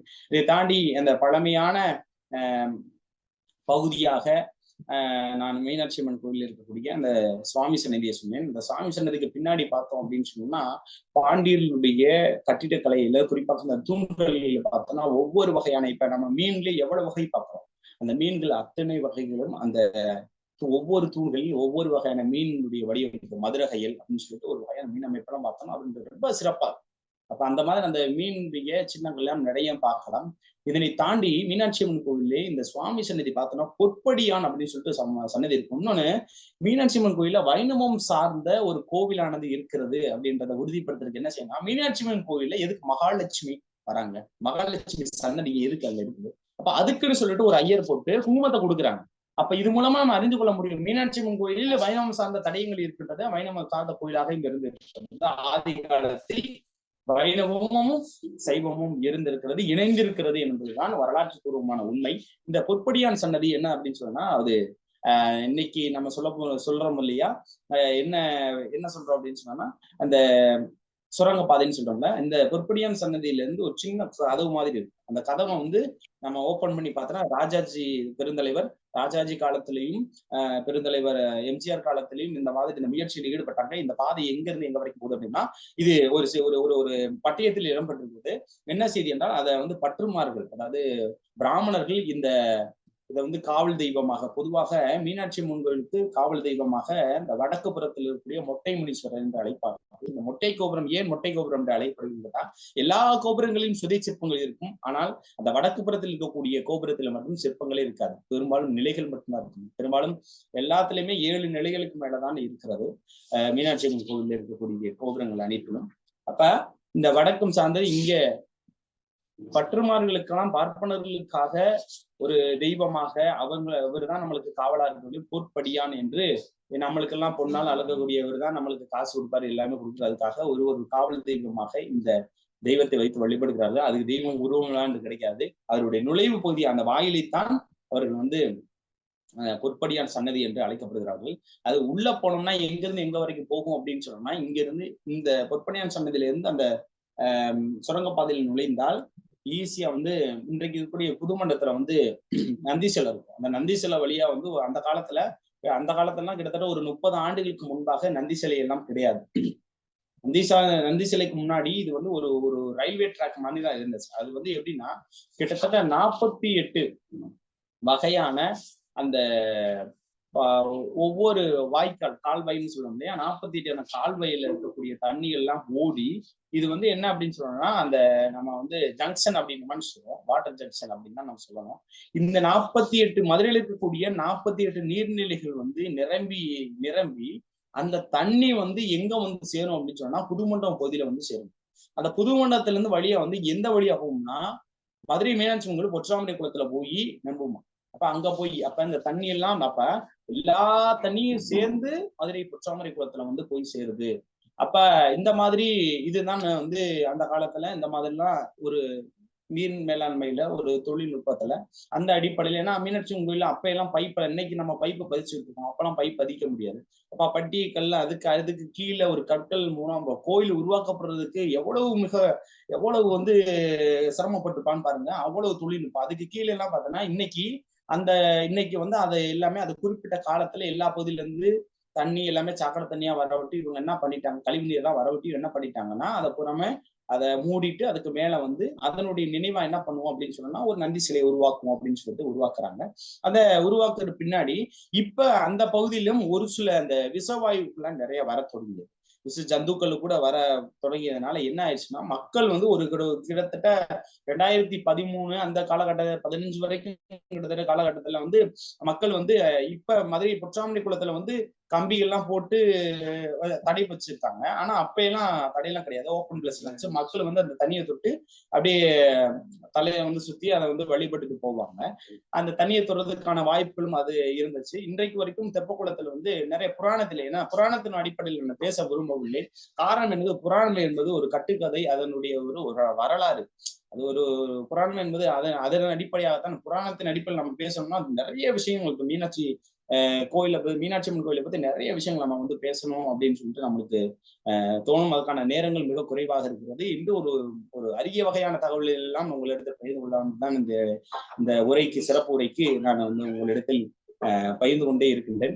இப்போ இந்த 40 கிட்டத்தட்ட 48 இருக்கு அப்படின்னு சொன்னாங்க. அந்த 48 அந்த தூம்புகளிலும் என்ன ஆயிடுச்சு அப்படின்னா அந்த வரக்கூடிய பகுதியை வந்து இயற்கை காய்ச்சி அதை ஊற்றி அதை வந்து அடைச்சாங்க. அதுக்கு பின்னாடிதான் விஷ ஜந்துக்கள் வரல, அந்த விஷவாயு வந்து வெளியே வரல அப்படிங்கிற மாதிரி சொன்னாங்க. அதுக்கு பின்னாடி இன்றைக்கு மீனாட்சி அம்மன்ல பொற்றாமரை குளம் சொல்றாங்க. பொற்றாமரை எல்லாம் பொன்னால செய்யப்பட்டதெல்லாம் கிடையாது. அதன் நடுவுல வந்து குமிழ்மானது இருக்கும்.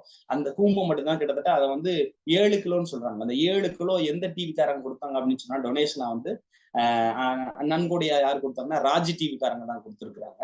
அப்ப அந்த இதை வந்து பொற்றாமரை குளம் இதுதான் நம்ம எல்லாமே. ஏன்னா நிறைய பேருடைய நம்பிக்கை என்ன அப்படி இருக்குன்னா எல்லாமே இது பொன்னால் செய்யப்படுது, தங்கம் அப்படின்னு நினைச்சுப்பாங்க. அது நடுவில் இருக்கக்கூடிய பகுதி அதான் நீங்க தெரிந்து கொள்ளுன்றதுக்காக தான் இந்த மாதிரி ஒரு விஷயங்களை சொல்லிக் கொண்டிருக்கின்றேன். மீனாட்சி கோயில் பல வகையான கல்வெட்டுகள் இடம்பெறுகின்றன. பல்வேறு மன்னர்களுடைய திருப்பணி, இது குறிப்பாக திருமலை மன்னருடைய ஆட்சி காலத்தில் உருவாக்கப்பட்ட திருப்பணி அளவுக்கு அதிகமானது. மீனாட்சி கோயில சிவன் சந்தைக்கு முன்னாடி வந்து ஒரு மண்டபம் இருக்கும். அதுலதான் வந்து சித்திரை திருவிழா காலங்கள்ல வந்து கொடியேற்றுவாங்க. அந்த கொடியேற்றக்கூடிய பகுதியில பார்த்தோம் அப்படின்னு சொன்னா கம்பத்தடி மண்டபம்னு சொல்லிட்டு, கம்பம் அப்படின்னு சொன்னா கொடி கம்பம், கம்பத்தடி, தடினா கம்பம். அப்ப இதன் அடிப்படை கம்பத்தடி, இதெல்லாம் தூய தமிழ் சொல். அப்ப இந்த கம்பத்தடி மண்டபம், இந்த மண்டபத்துலதான் கிட்டத்தட்ட சிவனுக்கு கிட்டத்தட்ட 25 அம்சம் இருக்கு அப்படின்றத நம்ம கேள்வி போயிருக்கோம். பெருமாளுக்கு 10 அவதாரங்கள் இருக்கு, சிவனுக்கு 25 வடிவம் அம்சம் அப்படின்னு நம்ம சொல்லுவோம். இந்த 25 அம்சையும் இது சிவபெருமானுடைய 25 அம்சத்தையும் இந்த கம்பத்தடி மண்டபத்தினுடைய தூண் பகுதியில ஒவ்வொரு தூண்நிலையும் ஒவ்வொரு விதமான இறைவனை எல்லா வகையான ஒரு கம்பத்தடி மண்டபத்தை எடுத்துட்டா அது கிட்டத்தட்ட ஒரு 1/2 மணி நேரம் நம்ம பேசுறதுக்கான வாய்ப்புகள் இருக்கும். அதுக்காக தான் நான் மேலோட்டமாக உங்கள் இடத்துல பகிர்ந்து கொண்டே போகுதுன்னு அதுக்கான நேரங்கள் மிக குறைவாக இருக்கின்றது. இந்த கம்பத்தடி மண்டபத்தில் தான் 25 வகையான வடிவங்கள், சிவனுக்கான 25 வடிவங்களும் கிடைக்கப்பட்டன. அதை தாண்டி குற்றவை அந்த காளி வழிபாடும் அதற்கான சிற்பம், காளியினுடைய சிற்பம் அந்த பகுதியில் இருக்கிறது. வீரபத்திரர் அப்படின்னு சொல்லுவாங்க, அவருடைய ஆண் தெய்வ சிற்பமும் இடம்பெறுகிறது. இதை தாண்டி மீனாட்சி அம்மன் கோயிலில் திருஞான சம்பந்தர், கிட்டத்தட்ட திருஞான சம்பந்தர் உள்ளிட்ட அந்த தேவார தேவார நால்வர்கள்லாம் நால்வர்கள் சம்பந்தப்பட்ட அவர்களுடைய பேரில் இருக்கக்கூடிய மண்டபங்களும் இருக்கின்றன. அவர்களுக்காக தனிப்பட்ட முறையில் சன்னதிகளும் இருக்கின்றன. 63 நாயன்மார்களுடைய செப்பு திருமேனிகளும் இருக்கின்றன. இரண்டாம் சுற்றுல கல் சிற்பங்கள் இடப்படுகின்றன. முதல் சுற்றுல சிவன் சன்னதிகளை முதல் சுற்றுல உள்ள போய் பார்க்கும்போது அதுல செப்பு திருமேனிகளா இருக்கின்றன. இதெல்லாம் நிறைய கோவில்கள் இருக்கிறார், பெரும்பாலும் இருக்கிறதுக்கான வாய்ப்புகள் இல்லை. ஆனால் சிவன் சன்னதியில் இருக்கின்றது என்பது ஒரு முக்கியமான ஒரு தகவல். இதனை தாண்டி மீனாட்சி அம்மன் கோயில் பல்வேறு வகையான இந்த ஆதீனம் செய்யக்கூடிய திருப்பணிகள் அளவுக்கு அதிகமாக நிறைய இருக்குது. காரணம் என்னன்றனால் இந்த ஆதீனர்கள் தான் பின்னாடி மன்னருடைய ஆட்சி காலத்துல எல்லாமே ஒளிந்து அதுக்கு பின்னாடி அதுக்கு திருப்பணிகளுக்காக செய்யறாங்க. யார் செய்யறா அப்படின்னா ஆதீன கர்த்தாக்கள் தான் செய்யறாங்க. தம்பிரான்ஸ் தான் நிறைய செய்யறாங்க. இப்ப இவங்கெல்லாம் இல்லை அப்படின்னு சொன்னோம்னா நிச்சயமா மீனாட்சி அம்மன் கோயில் வளர்ச்சி, இன்றைக்கு இருக்கக்கூடிய வளர்ச்சி அடைந்திருக்கிறாரு. இதுதான் உண்மை. அவர்களுடைய பணிகளும் மிகப்பெரிய ஒரு அளப்பரிய பணி தான் சொல்லுவாங்க. மீனாட்சி அம்மனுக்கு சொல்லப்பட்ட ஏகப்பட்ட சித்தர்கள் அவர்களுடைய சித்தர்களுடைய சமாதி நிறைய இருந்திருக்கிறது. மீனாட்சி அம்மனே என்ன சொல்லுகிறார் என்றால், மீனாட்சி ஏன்னா கடைசியாக ராணிமங்கம்மாளுக்கு பின்னாடி நாயக்கருடைய ஆட்சி காலத்தில் கடைசியாக விஜயரங்க சொக்கநாத நாயக்கருடைய மகன் விஜயரங்க சொக்கநாத நாயக்கர், அவருடைய மனைவி மீனாட்சி நாயக்கர் என்று அழைக்கப்படுகிறாரு. இவர்தான் கடைசி பட்டத்தரசி. இந்த பட்டத்தரசிக்கு பின்னாடி நாயக்கருடைய ஆட்சி முடிவுக்கு வருகிறது. இந்த மீனாட்சி நாயக்கர் தான் இறந்த பின்னாடிதான் அவங்களுடைய சமாதி தான் நினைக்கக்கூடிய மீனாட்சி அம்மன் அப்படின்னு சொல்லிட்டு ஒரு கர்ண பரம்பரை செய்தி நடந்திருக்கிறது. அதுக்கு பின்னாடி நம்ம சொல்லுவோம் பாண்டியருடைய ஆட்சிகள் மலையத்துவச பாண்டியம்மனுடைய மகள் அப்படின்னு சொல்றோம். அப்ப பாண்டியம்மனுடைய மக தான் இறந்த பின்னாடி ஒரு சமாதியாக பள்ளிப்படை மாதிரி எழுப்புனாங்க. சிவனுக்கு ஒரு மன்னன் இறந்தான் அப்படின்னு சொன்னோம்னா அவன் இறந்த பின்னாடி அவனுடைய நினைவா ஒரு சிவலிங்கத்தை வைத்து வழிபடுவாங்க. அதைத்தான் பள்ளிப்படை என்று அழைக்கப்படுவார்கள். இதை எப்படி பார்க்கலாம், இந்த பள்ளிப்படை கோவில் மதுரையில எங்க இருக்கு அப்படின்னு சொன்னா நல்லா டைரக்டா சூப்பரா பார்க்கலாம். எப்படின்னா மதுரை தெப்பக்குளத்துல முத்தீஸ்வரர் கோயில் என்று ஒரு கோயில் இருக்குது. அந்த மேற்கு புறமாக இருக்கின்றது. இந்த முத்தீஸ்வரர் கோயில பார்த்தோம் அப்படின்னு சொன்னோம்னா அந்த முத்தீஸ்வரர் கோயில் திருமலை நாயக்கருடைய அப்பா முத்துகிருஷ்ணப்ப நாயக்கருடைய சமாதி தான் இன்றைக்கு இருக்கக்கூடிய முத்தீஸ்வரர் கோயில் இன்றைக்கு வழங்கப்பட்டு வருகின்றது. இந்து சமய அறநிலையத்துறையினுடைய கட்டுப்பாட்டில் இருக்கிறது. இதெல்லாம் நிறைய செய்திகள் தெரியாது. அதெல்லாம் நீங்க கொஞ்சம் தெரிஞ்சுக்கிட்டீங்க அப்படின்னு சொன்னா நிறைய வரலாற்று தொடர்பான தொழில நம்ம கலாய்வுல ஈடுபட்டோம். கலாய்வுல ஈடுபட்டோமே ஆனால் நிச்சயமாக நிறைய விதமான தகவல் நம்மளுக்கு கிடைக்கும். அதன் மூலமாக நம்மளுடைய அறிவை நம்ம விரிவு செய்ய முடியும். பெரும்பாலும் ஏட்டில் இருக்கக்கூடிய கருத்துக்களை மட்டும் நம்ம தொடர்ந்து அப்படியே பார்த்துக்கிட்டு படிச்சுக்கிட்டு மட்டும் போனா மட்டும் பத்தாது. நிச்சயமா நம்ம கலாய்வுல ஈடுபடுறது ஒரு மிகப்பெரிய ஒரு பணி தான் நான் சொல்லுவேன். அந்த பணி இருந்துச்சுன்னா நிச்சயமாக நம்மளுடைய தமிழர்களுடைய வரலாற்றையும் தமிழ் மொழியினுடைய வரலாற்றை நாம் மீட்டெடுக்க முடியும் என்பதனை இந்த நேரத்தில் உங்களிடத்தில் தெரியப்படுத்த விரும்புகின்றேன். மேலும் நேரம் எனக்கு கொடுத்திருக்கிறது கிட்டத்தட்ட 1 மணி நேரம் தான் கொடுத்திருந்தாங்க. இதை தொடர்ந்து நிறைய மீனாட்சி அம்மன் கோவில்ல ஏகப்பட்ட விஷயங்கள் நிறைய இருக்குது. ஒவ்வொரு பகுதியிலும் ஒவ்வொரு விதமான கிழக்கு மேற்கு இந்த ரெண்டுமே பாண்டிய மன்னருடைய ஆட்சி காலத்துல பராமக்கிரம பாண்டியனுடைய ஆட்சி காலத்தில் மேற்கு கோபுரமானது கட்டப்படுது. வடக்கு கோபுரத்தை கிட்டத்தட்ட அந்த சேதுபதி மன்னர்களும் அதை முடிவு கொண்டு வந்திருக்கிறாங்க. ஏன்னா வடக்கு கோபுரம் மட்டும் கடைசி வரை கட்டாமலே இருந்துச்சு, மொட்டையாவே இருந்தது. அதை சேதுபதி மன்னர்களும் கட்டியிருக்காங்க, நகரத்தார்களும் கட்டியிருக்கிறாங்க. அதை தாண்டி ஒரு சில நாயக்கருடைய ஆட்சி காலத்திலையும் அது தொடங்கப்பட்டிருக்கின்றது. அந்த மீனாட்சி அம்மன் கோயிலுக்கு காவல் தெய்வமாக முனீஸ்வரர், மொட்டை முனீஸ்வரர் என்று அழைக்கப்படுகிறார்கள். அவரும் கிட்டத்தட்ட காவல் தெய்வம். எப்படி ஒவ்வொரு கோயிலுக்கும் இப்ப ஒரு கோயில் இருந்துச்சு அப்படின்னு சொன்னா அதுக்கு காவலாக கருப்புசாமியோ முனியாண்டியோ ஐயனாரோ இருப்பாரு. அதே போல மதுரை மீனாட்சி அம்மன் கோயிலுக்கு காவல் தெய்வமாக இந்த மொட்டை முனீஸ்வரர் அந்த வடக்கு கோபுரத்தினுடைய கீழ் பகுதியில் இருக்கிறாரு என்பது ஒரு மிகப்பெரிய ஒரு சிறப்பாக நம்ம கருதப்படுகிறது.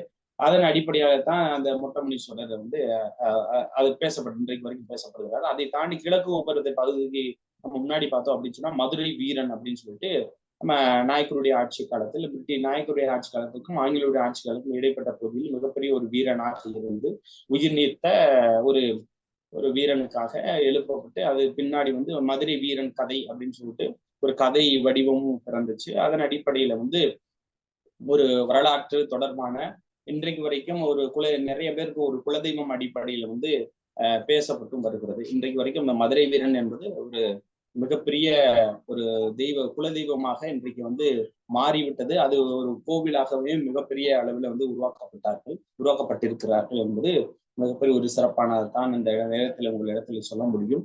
அப்ப இந்த மதுரை வீரன் அப்ப ஒவ்வொரு பகுதிக்கும் ஒவ்வொரு வகையான இதன் மூலமா என்ன தெரியுது என்றால் சிறுதெய்வ வழிபாடுகளும் இந்த பெருதெய்வ வழிபாடுகளும் இருக்கு. பெருதெய்வ வழிபாடு சிறுதெய்வ வழிபாடு என்பதெல்லாம் வேற்றுமையெல்லாம் கிடையாது. எல்லாம் ஒன்னாதான் இருந்தது. பின்னாடிதான் ஆரிய பெருமக்கள் வர அப்படின்னா அவங்க கொஞ்சம் கொஞ்சமா பிரிக்கிறாங்க. கொஞ்சம் கொஞ்சமா பிரிக்க விட்டுக்கும் கொஞ்சம் வலது கொஞ்சம் நம்ம பெருதெய்வ கோயில்லாம் நம்ம எப்படி கொண்டு போனோம். சிறுதெய்வ வழிபாட்டுல நம்ம சிறுதெய்வ வழிபாடுனா நான்வெஜ் சாப்பிடும், நான்வெஜ் அவங்க படைக்கணும் அப்படின்ற மாதிரி நிறைய ஒரு கோட்பாடுகளையும் கொள்கைகளையும் அவங்களுடைய ஆகமத்தினுடைய அடிப்படையில மாற்றி விட்டார்கள் என்பது. இது என்ன அப்படின்னு சொன்னா ஓப்பனை உடைச்சு உங்ககிட்ட பேசணும் அப்படின்னு சொன்னா அந்தணர்களுடைய வேதத்துக்கும் வேதத்தின் அந்த சொல்லக்கூடிய அந்த பாராயணத்தை நம்ம காது கொடுத்து அவங்க பாடுனாங்க அப்படின்னு சொன்னோம்னா அதுக்கு மயங்கிட்டு மன்னர்களும் மயங்கி விட்டார்கள். மன்னர்கள் வந்து பக்கத்துல வைத்தவர்கள் அந்தணர்களைத்தான் வைத்தார்கள். இதே நம்மளுடைய ஒரு வேளாள பெருமக்களை நம்ம வச்சிருந்தாங்க அப்படின்னு சொன்னா வேளாள் பார்த்தோம்னா விவசாய குடி பெருமக்களை அவங்க வச்சிருந்தாங்க அப்படின்னு சொன்னோம்னா நிச்சயமாக அதனுடைய வரலாற்றை நம்ம வந்து நம்மளுடைய வரலாற்றை நம்மளாவே மீட்டிருக்க முடியும், நம்மளுடைய வரலாற்றை மீட்டெடுக்க முடியும் என்பது ஒரு வரலாற்று பூர்வமான ஒரு உண்மையாக உங்களிடத்திலே தெரியப்படுத்த விரும்புகின்றேன். மேலும் இந்த சிறுதெய்வ வழிபாட்டிலாம் எந்த விதமான மாறுபாடே கிடையாது. இன்றைக்கு பலவிதமான அரசியல்வாதிகளான சரி அரசியல் சம்பந்தப்பட்ட விவாதங்கள் நிறைய எழுதாலும் கூட நம்மளுடைய சிறுதெய்வ வழிபாட்டு என்பது தனி முக்கியத்துவம் இருக்கிறது. இதுல பெருதெய்வ வழிபாடு சிறுதெய்வ வழிபாடு என்பதெல்லாம் கிடையாது. மீனாட்சி அம்மன் வந்து மதுரை அவனியாபுரத்துல வந்து பிறந்ததா ஒரு வகையான செய்திகள் இருக்குது. ஒரு செப்புப்பட்டயத்திலும் அந்த மாதிரி ஒரு குறிப்பிட்ட ஒரு வரியும் இடம்பெறுகிறது. இதெல்லாம் எந்த அளவுக்கு உண்மை அப்படின்றது தொடர்ந்து ஆய்வுகள் செய்யும் போதுதான் தெரியுது. அப்ப மீனாட்சி என்பது ஒரு உண்மையான ஒரு உலகத்தில் ஒரு பெண்ணானது அவதரித்திருக்கிறார்கள், வாழ்ந்திருக்கிறாள். அவளுக்கு காலம் சென்ற பின் அவளுடைய நினைவாக இந்த கோவிலானது எழுப்பப்பட்டிருக்கிறது அப்படின்றதெல்லாம் எந்த வகையில் நம்ம இது உண்மை அப்படின்றத வந்து நம்ம தொடர்ந்து ஆய்வு செய்யும் போதுதான் அதனுடைய உறுதிப்படுத்த முடியும். இன்றைக்கு எப்படி நம்மளுடைய தமிழர்களுடைய வரலாறு நம்மளுக்கே தெரியாது அப்படின்னு நம்ம சொல்லிட்டே இருந்தோம். இன்னைக்கு கீழடி கிட்டத்தட்ட 3500 ஆண்டுகளுக்கு மேல போயிட்டு இருக்கு, பழமையானது அப்படின்னு சொல்லிட்டு நம்ம தொடர்ந்து நம்ம சொல்லிக்கிட்டே இருக்கோம். அப்ப இந்த இதெல்லாம் சொல்லும் போதுதான் நமக்கு தெரியுது தமிழருடைய வரலாறு மிகப்பெரிய ஒரு பழமையானது, நாம் தான் இருக்கிறதுலேயே மூத்த குடி அப்படின்னு சொல்லிட்டு இன்னைக்கு இலக்கியங்கள் சொல்லப்பட்ட ஒரு சில கருத்துக்கள் எல்லாமே ஏற்புடையதாக இருக்கிற ஆய்வின் மூலமாக வெளிவந்த செய்திகள் மூலமாக ஏற்புடையதாக இருக்குது என்பது கேட்டால் நம்ம வந்து தொழிலில் நம்ம வந்து கலாய்வில் ஈடுபடும் போதுதான் நம்மளுடைய இந்த உண்மையான தகவலானது வெளிப்படுகிறது என்பதனை இந்த நேரத்தில் புரியப்பட்ட விரும்புகின்றேன். மேலும் உங்களுக்கு இதுவரை இந்த என்னுடைய உரையை வந்து நீ கேட்டிருப்பீங்க. இதுல உங்களுக்கு ஏதாவது ஒரு சந்தேகம் இருந்துச்சுன்னா நிச்சயமா கேளுங்க. இதை பத்தி எனக்கு தெரியல, இதை பத்தி மீனாட்சி அம்மனை பத்தி இந்த இடத்த பத்தி நீங்க சொல்லல அப்படின்னு சொன்னீங்க அப்படின்னு சொன்னா நானும் அதுக்கான உரையை கொடுக்குறதா இருக்கு. ஏன்னா நான் தொடர்ந்து பேசலாம்னு நிறைய பேசிட்டே போலாம், அதைத்தான் நான் சொல்றேன். நன்றிங்க ஐயா. பங்கேற்பாளர்கள் ஏதேனும் கேள்விகள் இருப்பின் ஐயாவிடம் கேட்டு தெரிவு பெறலாம். கேள்விகள் என்ன கேள்வின்னா மதுரையை பற்றி கேட்டாலும் கேட்கலாம், இல்ல மீனாட்சி அம்மன் கோயிலை பற்றி கேட்டாலும் கேட்கலாம், பொதுவாக பாண்டிய மன்னர்களை பற்றி கேட்டாலும் கேட்கலாம், உங்களுடைய விருப்பம் தான். ஆனா ஒரு தலைப்பின் அடிப்படையில் இருந்தாலும் மிக சிறப்பாக இருக்கும் என்று நினைக்கின்றேன். வணக்கம் ஐயா. வணக்கம், சொல்லுங்க. மீனாட்சி அம்மன் கோயிலினுடைய மொத்த சுற்றளவு எவ்வளவுங்க ஐயா? கிட்டத்தட்ட அது வந்து ஒரு 100 ஏக்கருக்கு மேலதான் மேம் சொல்றாங்க. ஏன்னா அதை வந்து குறிப்பிட்ட வந்து அவங்க ஒவ்வொரு காலகட்டத்திலையும் என்ன சொல்றாங்க அப்படின்னு சொன்னா கவர்மெண்டால என்ன பண்றாங்க அப்படின்னு சொன்னா ஒவ்வொரு குறிப்பிட்ட பகுதியை வந்து ஆட் பண்றாங்க, ஒரு சில பகுதியை வந்து ஆட் பண்ண மாட்டாங்க. ஆனா ஒரு சிலர் 100 ஏக்கர்னு சொல்றாங்க, ஒரு சிலர் வந்து 70 ஏக்கர் அப்படின்னு சொல்றாங்க. அதை வந்து எந்த அளவுக்கு நம்ம தீர்மானிக்க முடியும் அப்படின்றத வந்து நான் ஒரு கருத்தை உங்ககிட்ட நான் சொல்லிட்டேன் அப்படின்னு சொன்னா அது எந்த அளவுக்கு அது உண்மையானதா இருக்கும். ஏன்னா அது வந்து உங்ககிட்ட எதையுமே நான் தெரிஞ்சது எனக்கு இது தெரியுது அப்படின்னா மட்டும்தான் நான் உங்ககிட்ட வந்து நான் உண்மையை வந்து உடைச்சு சொல்ல முடியும். இதை வந்து ஒவ்வொரு காலகட்டத்திலும் ஒவ்வொரு விதமான மாற்றுகிறார்கள். ஆனா அதை வந்து நம்ம ஒரு கருதுகோளாத்தான் நம்ம எடுத்துக்கணும். நன்றிங்க ஐயா. இப்போ அதே மீனாட்சி அம்மன் கோயிலுடைய பரப்பளவு என்னங்கய்யா? அப்புறம் சர்வே டிபார்ட்மெண்ட் சொல்லக்கூடிய அளவு முறைகள் என்னங்கய்யா? அதாவது உங்களுக்கு நான் திரும்ப சொல்றேன்னா நான் இது பத்தி நிறைய நான் வந்து ஆய்வு பண்ணிக்கல. ஆய்வு பண்றதுக்கு எனக்கான முயற்சிகளை நான் ஈடுபடலை. ஏன்னா இதுல வந்து நிறைய முரண்பாடுகள் இருக்கிறது. போன வாரம் கூட மதுரை மீனாட்சி அம்மன் பற்றி ஒரு சில விஷயங்களை நான் தொடர்ந்து வந்து ஆய்வு செய்யும்போது ஒரு அதிகாரியிலிருந்து கேட்கும்போது அவர்கள் என்ன சொல்கிறார்கள் என்றால், இது எதுக்கு உங்களுக்கு, இது எதுக்கு நீங்க தெரிஞ்சுக்கணும் அப்படின்னு சொன்னாங்க. நிறைய புத்தகங்களில் நிறைய ஆசிரியர்கள் என்ன செய்யறாங்க அப்படின்னு சொன்னா, அவங்களுக்கு என்ன சொல்றாங்க, அவங்களுக்கு என்ன குறிப்பிட்டிருக்காங்களோ அந்த பகுதியை மட்டும்தான் அவங்க எடுத்துக்கிறாங்க. அவங்களுக்கு என்ன ஒரு ஏதாவது ஒரு தகவல் மூலமாக ஒரு ஒரு அறிக்கை மூலமாக அதுல குறிப்பிட்ட இவ்வளவுதான் பரப்பளவு அப்படின்ற, இது இத்தனை ஏக்கரை கொண்டது, இது இத்தனை செண்டை கொண்டது, இது இவ்வளவு தூரம் வந்து இவ்வளவு தூரம் நீளம், இவ்வளவு தூரம் அகலம், இது இவ்வளவு தூரம் உயரம் அப்படின்ற மாதிரி அந்த கோபுரத்தின் அடிப்படையில் இருக்கக்கூடியது கூட ஒரு கணிசமான முறையில் தான் அளவிட்டிருக்காரே தவிர்த்து இதை துல்லியமா இவ்வளவுதான் அளவிட்டிருக்காங்க அப்படின்னு சொல்ல முடியாது. இதெல்லாம் யாரு செஞ்சா அப்படின்னு சொன்னா, இன்னைக்கு இருக்கக்கூடிய சர்வே டிபார்ட்மெண்ட் நிச்சயமா செய்ய கிடையாது. இதெல்லாம் செஞ்சது யாருன்னு கேட்டா, ஆங்கிலேயருடைய ஆட்சி காலத்திலேயே கல்வெட்டுகளா இருந்தாலும் சரி, செப்பு பட்டயங்களா இருந்தாலும் சரி, கோவிலுடைய கோபுரத்தினுடைய உயரம், அகலம் எல்லாத்தையுமே இது அளவெடுத்தாலும் சரி, அதை தாண்டி கோவில்ல இவ்வளவுதான் ஏக்கர் இருக்கு அப்படின்றத வந்து துல்லியமா சொல்றாங்க. அதை வந்து நம்ம உறுதிப்படுத்தி நம்ம சொல்ல முடியாதுங்கம்மா. நான் வேணா உங்களுக்கு தெரிஞ்சுன்னா நிச்சயமா நீங்க சொல்லுங்க. உங்களுக்கு தெரிஞ்சா கூட சொல்லுங்க, நான் தெரிஞ்சுக்கிறேன். ஏன்னா நான் இதை பத்தி நான் அறிஞ்சுக்க மாட்டேன். காரணம் அப்படின்னு சொல்றது ஓரளவுக்கு தெரிஞ்சுப்பேனே தவிர்த்து இதுதான் அப்படின்றத உண்மையை வந்து நம்ம உறுதிப்படுத்தி சொல்லவே முடியாது. ஏன்னா அவங்க சரியான ரெக்கார்டு சரியா கொடுக்கறது இல்லை. கோவில் இன்னைக்கு போய் நீங்களே ஒரு விஷயத்த பத்தி நீங்க கேளுங்க, நிச்சயமா வந்து தரமாட்டாங்க. அதை பத்தி நம்மளுக்கு அறிந்து கொள்றதுக்கான முயற்சியில ஈடுபடுறது கூட முடியாது. அதற்கான நம்மளுக்கு தெரிந்த ஒரு அதிகாரிகள் யாராவது இருந்தாங்க மட்டும்தான் ஏதோ ஒரு சைடா ஒரு விஷயங்களை வந்து நம்ம தெரிந்து கொள்ள முடியும். நீங்க தெரிஞ்சா கூட சொல்லுங்க, நான் இருக்கிறேன். வணக்கம். இடையூறுக்கு மன்னிக்கவும். ஐயா சொல்லுங்க. ஏக்கர் என்பதாக விக்கிபீடியாவில் பதிவு செய்யப்பட்டிருக்கிறது. ஐயா, விக்கிபீடியால எல்லாமே வந்து எல்லா விஷயங்களும் சரியானது கேட்டா நிச்சயமா கிடையாதுங்க. தெரிஞ்சுக்கிறதுக்கு இது இருக்கு.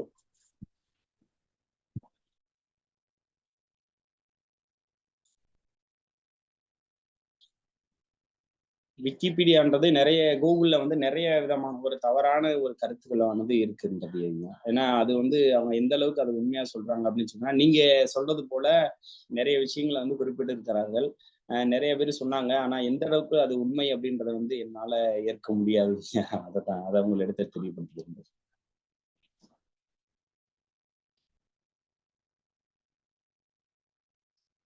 தேடல் முயற்சிக்கு ஐயாவுக்கு நன்றி. வணக்கம் ஐயா. சொல்லுங்க. மதுரை மீனாட்சி அம்மன் கோயில்ல ஏஎஸ்ஐ தொடர்பா நடத்தப்பட்ட அகழாய்வு என்ன, ஸ்டேட் மூலியமா நடத்தப்பட்ட அகழாய்வு என்னங்கய்யா? அதாவது இந்திய தொல்லியல் நடத்திய ஆய்வு அப்படின்னு கேட்டா, இந்திய தொல்லியல் துறை வந்து மேலோட்டமாக ஒரு சில கல்வெட்டுகள், அதாவது 200 கல்வெட்டுகள் உட்பட்ட, அதாவது அவங்களுக்கு என்ன தென்படுச்சோ அதை மட்டும் தான் ஆய்வு பண்ணியிருக்கிறாங்க. அதை பற்றியான படியெடுத்தலான செய்திகள் யாருமே கொடுக்க கிடையாது.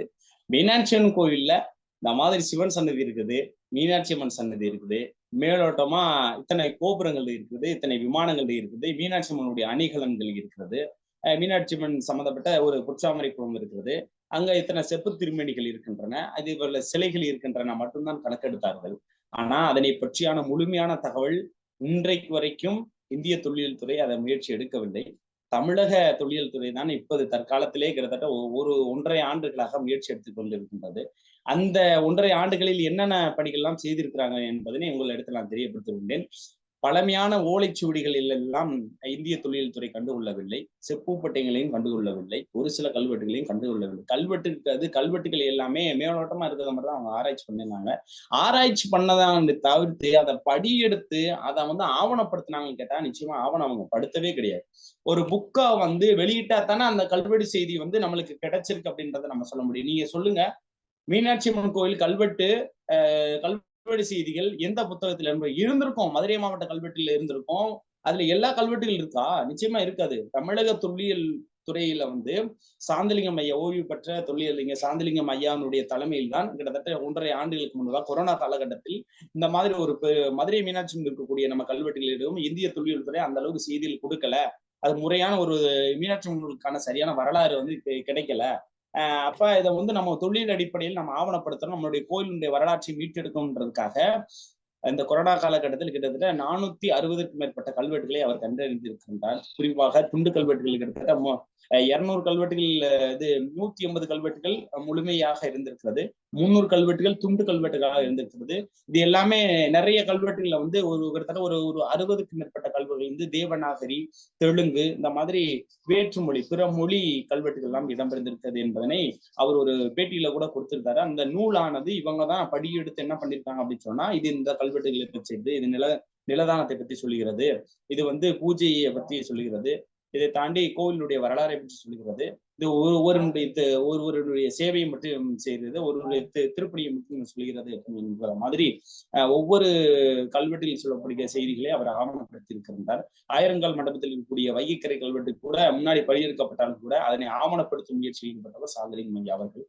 அவர்கள்லாம் ஒரு நூலை வந்து ஒரு ரெடி பண்ணி தமிழக தொல்லியல் துறைக்கு கொடுத்திருக்கிறார். அது வெகு விரைவில் மக்களுடைய பார்வைக்கு வரும் என்று நான் நம்புகின்றேன். அதனை தாண்டி மீனாட்சி அம்மன் கோயில் இருக்கக்கூடிய செப்பு பட்டயங்கள் இருக்கக்கூடிய செய்திகளையும் ஆவணப்படுத்தி அதை ஒரு நூலாக்கம் செய்திருக்கிறார்கள், செய்யும் முயற்சியில் ஈடுபட்டு இருக்கிறார்கள்.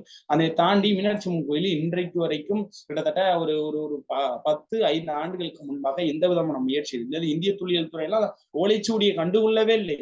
ஓலைச்சுவடியில் மிகப்பெரிய ஒரு ஆவணங்கள்லாம் இருக்கு. பெரும்பாலும் நிர்வாக கணக்கு வழக்குகள் எல்லாமே இருக்கின்றது. கோவிலுக்கு வந்து நிறைய டொனேஷன் எல்லாம் கொடுத்திருப்பாங்க. அந்த கூட பெரும்பாலும் அந்த நிலதானங்கள் கூட ஓலைச்சுவடியில் இருக்கக்கூடிய செய்திகள் தான் இருந்திருக்கிறது. அப்ப அதெல்லாம் அதை வந்து சரியான பராமரிப்பு இல்லாம இருக்க ஒட்டி ஒரு ரூமுக்குள்ள போட்டு அடைச்சு போட்டுட்டாங்க. அது என்ன அப்படின்னு சொன்னா, சாக்குலாம் அள்ளி, அது நாங்க குப்பை அள்ளுற மாதிரி அள்ளி, அதை வந்து லெமன் கிராஸ் தமாச்சு வேதிப்பொருட்களை வச்சு அதை வந்து புத்தாக்கம் செஞ்சு அதுல இருக்கக்கூடிய செய்திகளை வந்து மின்னாக்கம் செஞ்சு அதுல இருக்கக்கூடிய செய்திகளை வந்து ஒரு புத்தகமா வச்சோ ஒரு ஆவணப்படுத்தி வச்சோம் அப்படின்னா நிச்சயமா நம்மளுடைய வரலாற்றை மீட்டெடுக்க முடியும், நம்மளுடைய தொல்பொருளை நம்ம வந்து பாதுகாக்க முடியும். இந்த முயற்சியில தமிழக தொல்லியல் துறை தான் இப்ப முயற்சியில் வந்து ஈடுபட்டு இருக்கிறது. அந்த அளவுக்கு இந்திய தொல்லியல் துறை வந்து அங்கீகாரம், மீனாட்சி அம்மன்களுக்கான ஒரு அங்கீகாரம் கிடைக்கிற அடிப்படையில வந்து ஓரளவுக்கு விஷயங்களை சொல்லியிருக்குமே தவிர்த்து ஓரளவுக்கு பொதுவான வரலாற்றையுமே ஒரு சில இப்பெல்லாம் இருக்கு அப்படின்றத வந்து ஒரு அவுட்லைன் கொடுத்துருக்கே தவிர்த்து டீப்பா அந்த துறை இயங்கலை அப்படின்னு தான் சொல்லுவேன். அந்த மாதிரி இயங்குச்சுன்னா நீங்க ஒரு புத்தகம் இருந்தா சொல்லுங்க, நான் ஏற்கிறேன். பிரிட்டிஷ் காலத்துல அவங்க ஆவணப்படுத்தியிருப்பாங்க. பிரிட்டிஷ் காலத்துல என்ன பண்ணிருப்பாங்க அப்படின்னா, மீனாட்சி கோயில் இதெல்லாம் இருந்திருக்கு அப்படின்னு சொல்லிட்டு ஒவ்வொரு குறிப்பா சொல்லணும்னா ஒவ்வொரு மாவட்ட ஆட்சித் தலைவர்கள் என்ன செய்வாங்க அப்படின்னு சொன்னா, அவங்க ஒரு கெசட் அடிப்படையில் உருவாக்குறாங்க. அவங்களுடைய அனுபவத்தின் அடிப்படையில இங்க போனேன், இந்த மக்களை சந்திச்சேன், இவங்க இப்படி எல்லாம் இருந்தாங்க, இவ்வளவு ஆடை உடுத்தினாங்க, இதெல்லாம் வச்சிருந்தாங்க, இதெல்லாம் உண்டாங்க, இதெல்லாம் வச்சாங்க அப்படின்ற விஷயம் அப்படின்னு தான் சொல்லுவாங்களே தவிர்த்துட்டு மற்றபடி இந்த மாதிரி இதுதான் வரலாற்று பூர்வமான உண்மை அப்படி தென்னிந்திய குலங்களும் குடிகளும் அப்படின்னு சொல்லிட்டு நிறைய ஒரு நூல்ல நிறைய வெளிவந்திருக்கு. அந்த தர்ஸ்டன் அப்படின்னு சொல்லிட்டு ஒரு ஆங்கில இலக்கியவாதி கூட அவர் எழுதியிருப்பாரு. தென்னிந்தியாவில எப்படி எந்த வகையான ஜாதி அமைப்பு இருந்தது அப்படின்றதெல்லாம் சொல்லியிருப்பாரு. இதேவே ஒரு அந்தர்நத்தை கேட்டு அவரு வந்து செவி ஒலி செய்தியா எழுதுனதுதான். அப்ப இதெல்லாம் எந்த அளவுக்கு வரலாற்று பூர்வமான உண்மையாக இருக்கும் அப்படின்றத வந்து நம்மளால உறுதிப்படுத்த முடியாது. நிச்சயமாக அதுக்கு நான் சொல்லவில்லை, இந்திய தொல்லியல் துறை அந்த அளவுக்கு மீனாட்சி அம்மன் கோவில் பணிகள் செய்யவில்லை. தமிழக தொல்லியல் துறை தான் இப்ப தற்காலத்தில் அதற்கான முயற்சியை தொடர்ந்து எடுத்துக்கொண்டு. வணக்கம். இங்க இதற்கு முன்னால கேட்கப்பட்ட கேள்வி, தமிழக தொல்லியல் துறை என்னென்ன நிகழ்வுகள் செய்திருக்கிறாங்க, இல்ல ஏஎஸ்ஐ இந்திய தொல்லியல் துறை என்னென்ன செய்திருக்கிறாங்கன்ற இந்த 2 கேள்விகளுக்கு உங்களுக்கான விடை, இந்திய தொல்லியல் துறை ஈடுபடலைன்றதுதான் நீங்க சொல்ல வரீங்க இல்லையா?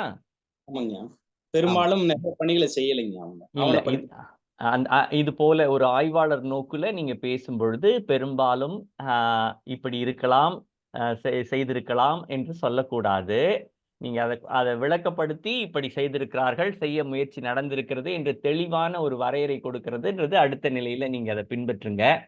1067 கல்வெட்டுகள் மதுரை மாவட்டத்துல இருக்கிறதாவும் 197 கல்வெட்டுகளை 2006 தொகுதியில போட்டதாகவும் 2008 அதற்கு பிறகு இன்னொரு கல்வெட்டு நூல் உருவாக்கப்பட்டதாகவும் இந்த குழுவுல 3 பேர் கொண்ட குழுல ராசேந்திரன், வேதாசலம் ஐயா, சாந்தலிங்கம் ஐயா எல்லாம் ஈடுபட்டு இருக்கிறாங்க. இதுல வேதாசலம் ஐயா தனியாகவே மதுரை மாவட்டத்தினுடைய மீனாட்சி அம்மன் கோயில் குறித்து ஒரு நூல் எழுதியிருக்கிற செய்தியும் நமக்கு கிடைக்குது. தமிழண்ணலும் ஒரு நூல் எழுதியிருக்கிறாங்க இல்லைங்களா?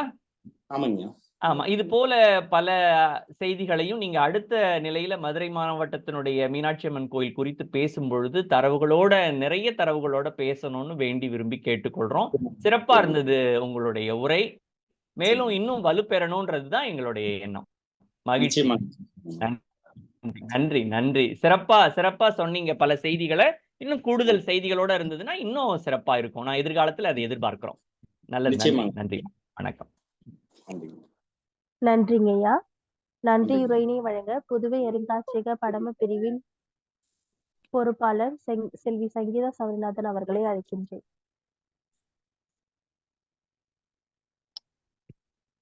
மதுரையும் மீனாட்சி அம்மன் கோவிலும் ஓர் பார்வை என்ற தலைப்பில் சிறப்புரையாற்றிய ஆய்வாளர் தா. வினோத் ஐயா அவர்களுக்கு எமது நிறுவனம் சார்பாக நன்றியினை தெரிவித்துக் கொள்கின்றேன். மேலும் இக்கருத்தரங்கில் பங்கு பெற்ற அனைவருக்கும் எம் நிறுவனம் சார்பாக நன்றியினை தெரிவித்துக் கொள்ள கடமைப்பட்டுள்ளேன். நன்றி, வணக்கம். மீண்டும் அடுத்த காரிக்கிழமை வேறு ஒரு இணைய வழி கருத்தரங்கில் அனைவரும் இணைவோம். நன்றி, வணக்கம்.